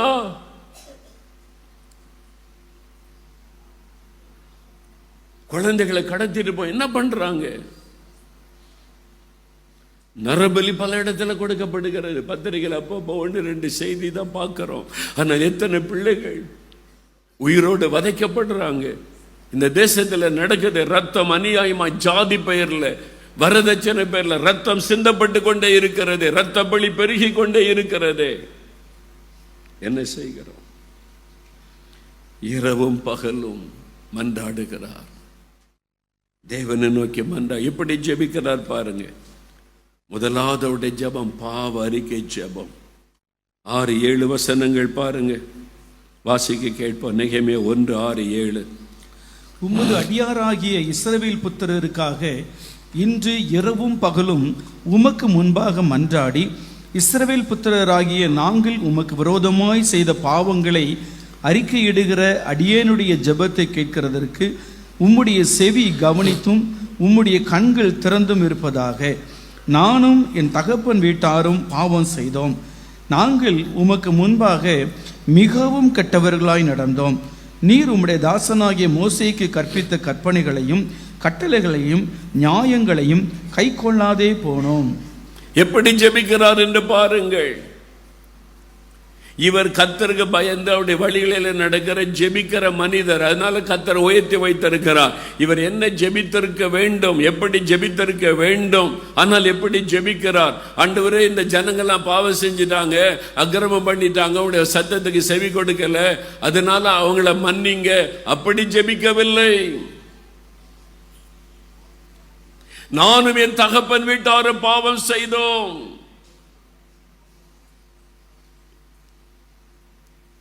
உமக்கு விரோதமாய் நாங்கள் பாவம் செய்ததை அவர் அறிக்கையிட்டு ஜெபம் பண்ணுகிறார். பாவ அறிக்கை செய்து ஜெபிக்கிறோம். உமக்கு முன்பாக நாங்கள் கெட்டவர்களாக நடந்தோம், கற்பனைகளை கை கொள்ளாமற் போனோம், உம்முடைய கட்டளைக்கு கீழ்ப்படியாமற் போனோம். என்ன ஜெபம் பண்ணுகிறார்? தன்னுடைய ஜனத்தோடு தன்னை இணைத்து கொண்டு ஜெபம் பண்ணுகிறார். He identified himself with his own people. அவங்க பாவம் செய்தாங்க, மன்னிங்க அப்படி ஜெபிக்கல. நாங்கள் பாவம் செய்து விட்டோம்.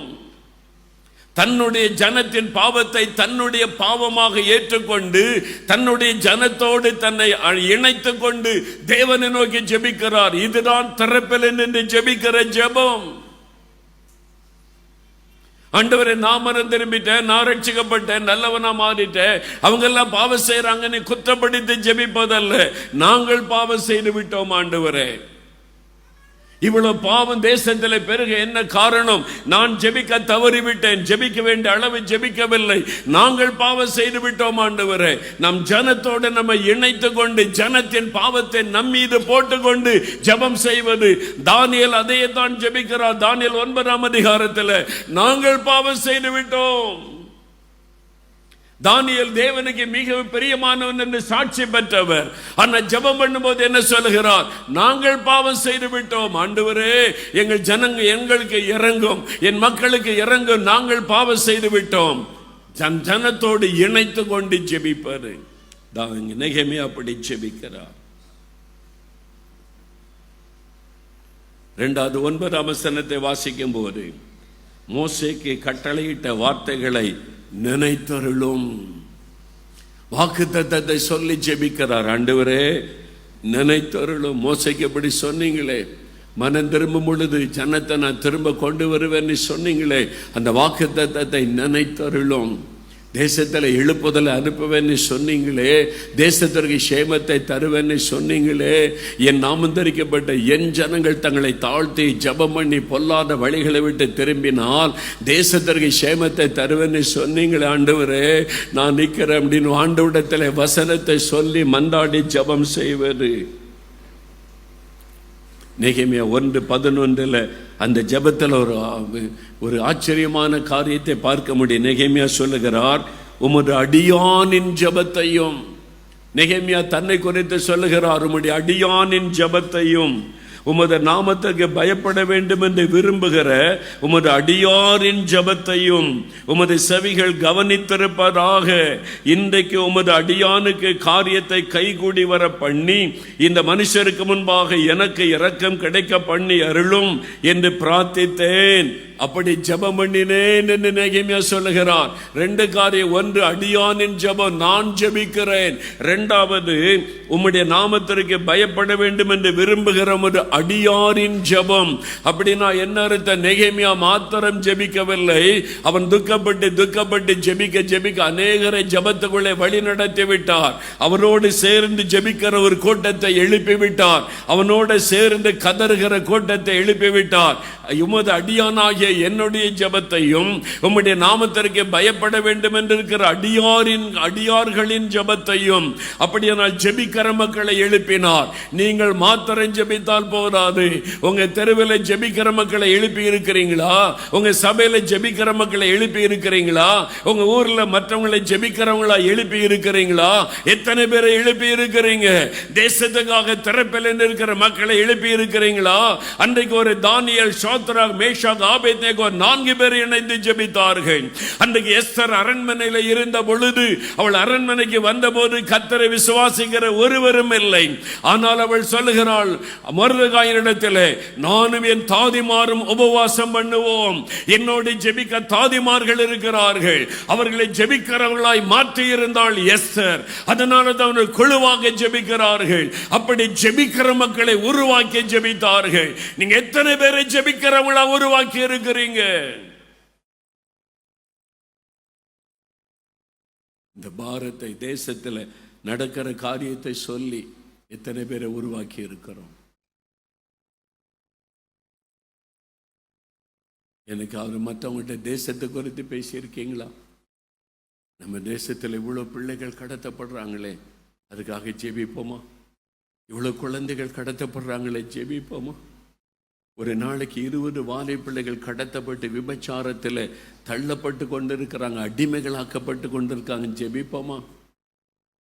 1.5 கோடி பேர் குடிகாரங்களா மாறிட்டாங்க, குடும்பங்கள் பாழாய் கிடக்கிறது. ஜெபிப்போமான்னு எத்தனை பேர்கிட்ட சொல்லி ஜெபிச்சிருக்கிறீங்க? ஒரு நெகேமியா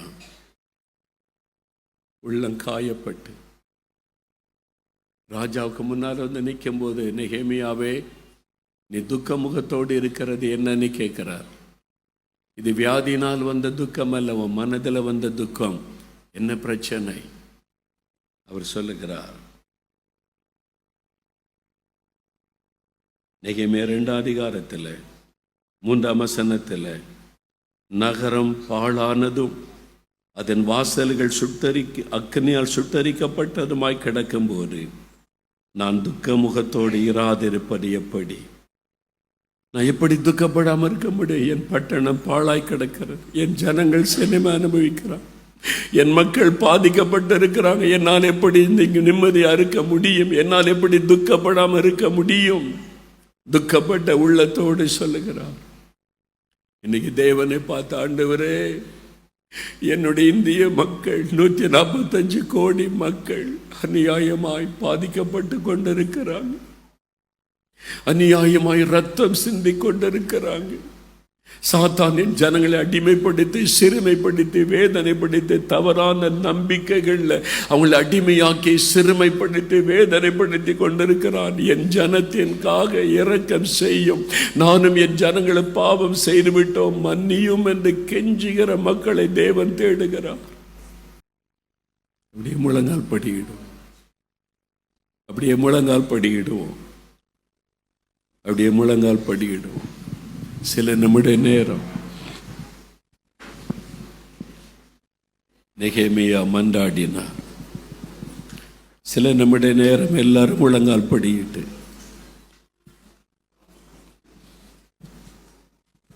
கண்களை மூடி இந்தியாவை கண் முன்னால நிறுத்துங்க. 145 கோடி மக்களை கண் முன்னால நிறுத்துங்க. பக்தி உள்ள மக்கள், பக்தி உள்ள மக்கள்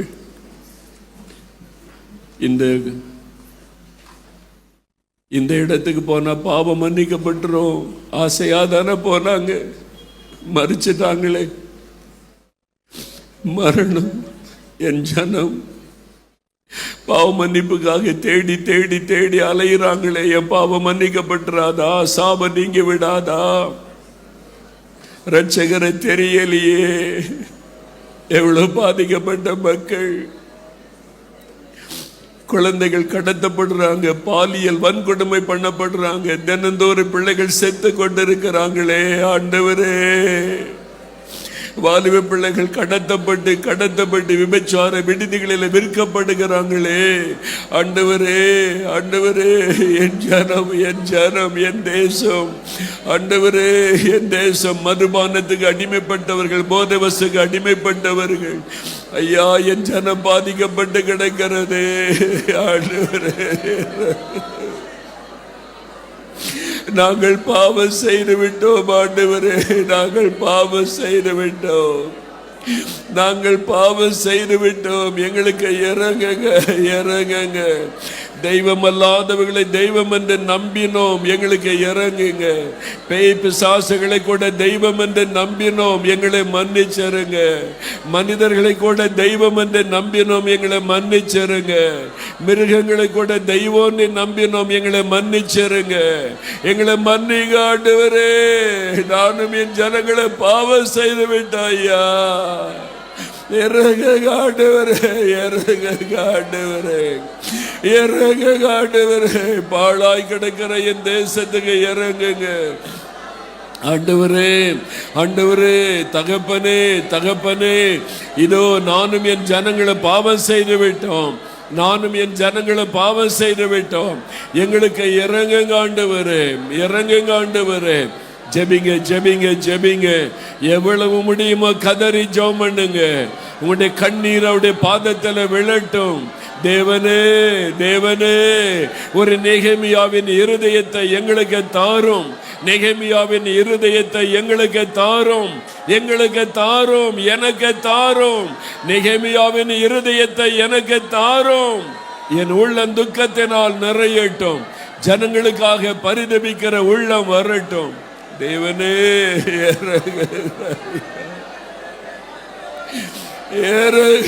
ஆண்டவரே, மன்னிங்க ஆண்டவரே, மனம் இறங்குங்க ஆண்டவரே. தேவனே, தேவனே, தேவனே, நெகேமியாவை போல எங்களை மாற்றுங்க ஆண்டவரே. நானும் என் தகப்பன் வீட்டார பாவம் செய்து விட்டோம், நாங்கள் பாவம் செய்து விட்டோம் ஆண்டவரே. நானும் என் தகப்பன் வீட்டார பாவம் செய்து விட்டோம். மன்னியும் ஆண்டவரே, இறங்கும் ஆண்டவரே.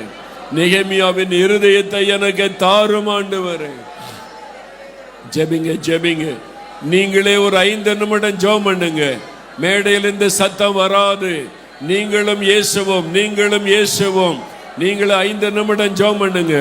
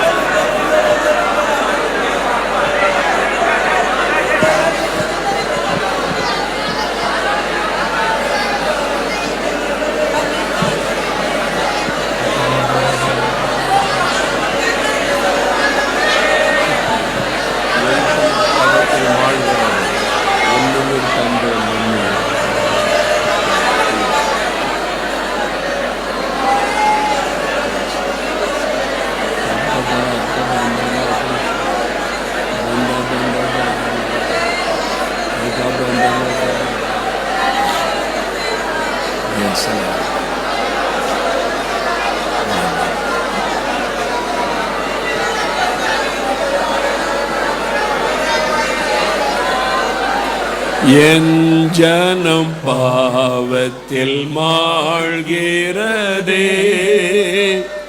என் உயிர் தந்தேன் மண்ணுயிர்க்கே.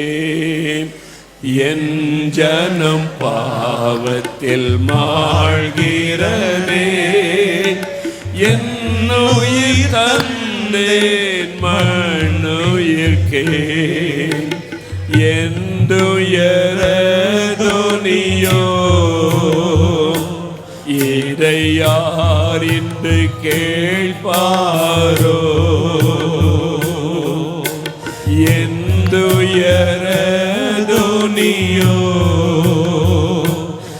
இதை யார் என்று கேட்பாரோ?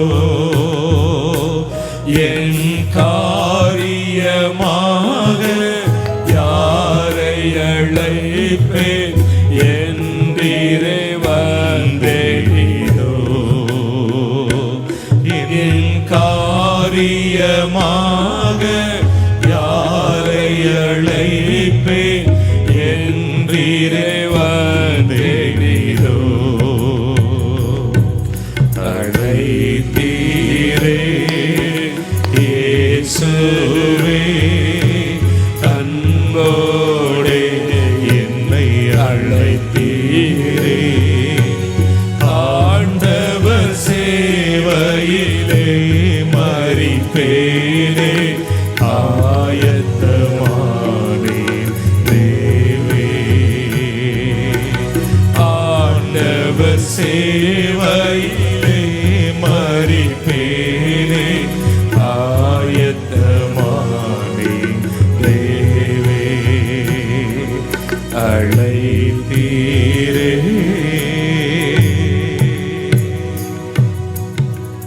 ஆண்டவர் அழைப்பு கொடுக்கிறார். இந்த தேசத்திற்கு ஒரு நெகேமியா வேண்டும், ஒரு நெகேமியா வேண்டும். பாதிக்கப்பட்ட உள்ளத்தோட மன்றாடுகிற ஒரு நெகேமியா வேண்டும். இரவு பகலாய் மன்றாடுகிற ஒரு நெகேமியா வேண்டும். துக்க முகத்தோட கதறிக்கொண்டே இருக்கிற ஒரு நெகேமியா வேண்டும். நீ வருவாயா மகனே, நீ வருவாயா மகளே, நான் உன்னை அழைக்கிறேன். நெகேமியாவாக வருவாயா? என் கரம் உன் மேல இருக்கும், என் கரமே உன்னை நடத்தும், என் கரமே உன்னை பயன்படுத்தும். நெகேமியா எனக்கு வேண்டும். தேசத்திற்காய் பரிதபிக்கிற நெகேமியா, மன்றாடுகிற நெகேமியா, இரவு பகல மன்றாடி அழுது புலம்புகிற நெகேமியா வேண்டும். நீ வருவாயா? எத்தனை பேர் நெகேமியாவாக, இந்தியாவின் நெகேமியாவாக இருக்க ஒப்பு கொடுக்கிறீங்க? இந்தியாவின் நெகேமியாவாக இருக்க என்ன ஒப்பு கொடுக்கிறேன். அப்படி சொல்லுகிறவர்கள் இருந்தால் எழுந்து நெல்லுங்க, எழுந்து நெல்லுங்க. இந்தியாவின் நெகேமியாவாக என்னை ஒப்பு கொடுக்கிறேன் என்பவர்கள் எழுந்து நெல்லுங்க. ஒரு இந்தியாவின் நெகேமியாவாக என்னை ஒப்பு கொடுக்கிற ஆண்டவரே, என்னை நம்புங்க, எனக்கு அந்த பாரம் தாங்க. இனி இரவு பகலாக நான் ஜெபம் பண்ணுவேன், மன்றாடுவேன், தேசத்தின் ஜனங்களோடு என்னை இணைத்து கொள்ளுவேன். நெகேமியா மேல இந்த கரம் என் மேல இருக்கணும். நெகேமியாவாக என்னை ஒப்பு கொடுக்கிறேன். தகப்பனே, தகப்பனே, ஒரே ஒரு நெகேமியாவை தேடினீர். இத்தனை பேர் இருக்கிறாங்கப்பா, இத்தனை பேர் ஒப்பு கொடுத்திருக்கிறாங்கப்பா, இத்தனை பேர் ஒப்பு கொடுத்திருக்கிறாங்க. அவங்க மேல உங்க கரம் இறங்கட்டும், இவங்க மேல உடைய கரம் இறங்கட்டும். மன்றாடி ஜெபிக்கும்படி உடைய கரம் இறங்கட்டும், அழுது புலம்பி ஜெபிக்கும்படி உடைய கரம் இறங்கட்டும். இவர்கள் மேல கர்த்தருடைய கரம் இறங்கட்டும், இப்பொழுது இறங்கட்டும். நெகேமியா மேல இறங்கின கர்த்தருடைய கரம் இவர்கள் மேல இறங்கட்டும். ஆண்டவரே, நெகேமியாக்களை எழுப்புவீராக, இந்தியாவிலே நெகேமியாக்களை எழுப்புவீராக, இவர்களை நெகேமியாக்களாய் மாற்றுவீராக. உம்முடைய கரம் அமருவதாக, உம்முடைய கரம் அமருவதாக, கர்த்தருடைய கரம் அமருவதாக, ஒவ்வொருவர் மீதும் அமருவதாக. நெகேமியாவின் மீது இறங்கின கரம் இவர்கள் மேல இறங்குவதாக. இப்பொழுது இப்பொழுது இப்பொழுது உம்முடைய பெரிய கரம் இவர்கள் மேல அமருவதாக. ஒவ்வொருவர் மேல அமருவராக. நெகேமியாக்களை எழுப்புங்க ஆண்டவரே. இடிந்து கிடக்கிற தேசம் கட்டப்படட்டும். என் இந்தியா புது பட்டண தேசமாய் கட்டப்படட்டும். என் இந்திய மக்களுடைய வாழ்க்கை கட்டப்படட்டும். அழிந்து கொண்டிருக்கிற இடிந்து கிடக்கிற என் இந்திய மக்களுடைய வாழ்க்கை கட்டப்படட்டும். நெகேமியாக்களாக எழுப்புவீராக. நெகேமியாக்களாக எழுப்புவீராக. ஆண்டவரே, இவள் ஒவ்வொருவரை நெகேமியாக்களாய் நான் ஒப்பு கொடுக்கிறேன். இந்தியாவின் நெகேமியாக்களாய் ஒப்பு கொடுக்கிறேன். இடிந்து கிடக்கிற என் தேசத்தின் மக்களுடைய வாழ்க்கையை கட்டி எழுப்பக்கூடிய நெகேமியாக்களாய், என் தேசத்தின் பாலிடங்களை ஜபத்தினால கண்ணீரால கட்டி எழுப்பக்கூடிய நெகேமியாக்களாய் இவர்களை அர்ப்பணிக்கிறேன் ஆண்டவரே. உம்முடைய கரம் நடத்தட்டும். இன்று முதல் நடத்தட்டும். இன்று முதல் அவருடைய ஜப வாழ்க்கை வித்தியாசமாய் மாறட்டும். இன்று முதல் அவருடைய ஜப வாழ்க்கை வித்தியாசமாய் மாறட்டும். இடிந்து கிடக்கிற இந்தியாவை கட்டி எழுப்புகிறவர்களாய், இடிந்து கிடக்கிற மக்களுடைய வாழ்க்கையை திரும்ப கட்டி எழுப்புகிறவர்களாய் ஒவ்வொருவரையும் பயன்படுத்தும். ஒவ்வொருவரையும் ஒப்பு கொடுக்க நீங்க பொறுப்படுத்திக் கொண்டீங்க. எல்லாரும் வல்லதுகரம் உயர்த்தி ஆண்டவரே ஸ்தோத்திரம் சொல்லுங்க. ஆண்டவரே உமக்கு ஸ்தோத்திரம். என்னோடு பேசினீரே, என்னை தொட்டீரே, என் இருதயத்தை மாற்றி விட்டீரே, எனக்குள் தரிசனத்தை தந்து விட்டீரே. உமக்கு ஸ்தோத்திரம், உமக்கு ஸ்தோத்திரம். நான் ஒரு இந்தியாவின் நெகேமியாவாக இருக்க ஒப்பு கொடுக்கிறேன். இந்தியாவின் நெகேமியாவாக இருக்க ஒப்பு கொடுத்திருக்கிறேன். என்னை நெகேமியாவை போல பயன்படுத்தும், பயன்படுத்தும், பயன்படுத்தும். இயேசுவின் நாமத்தில்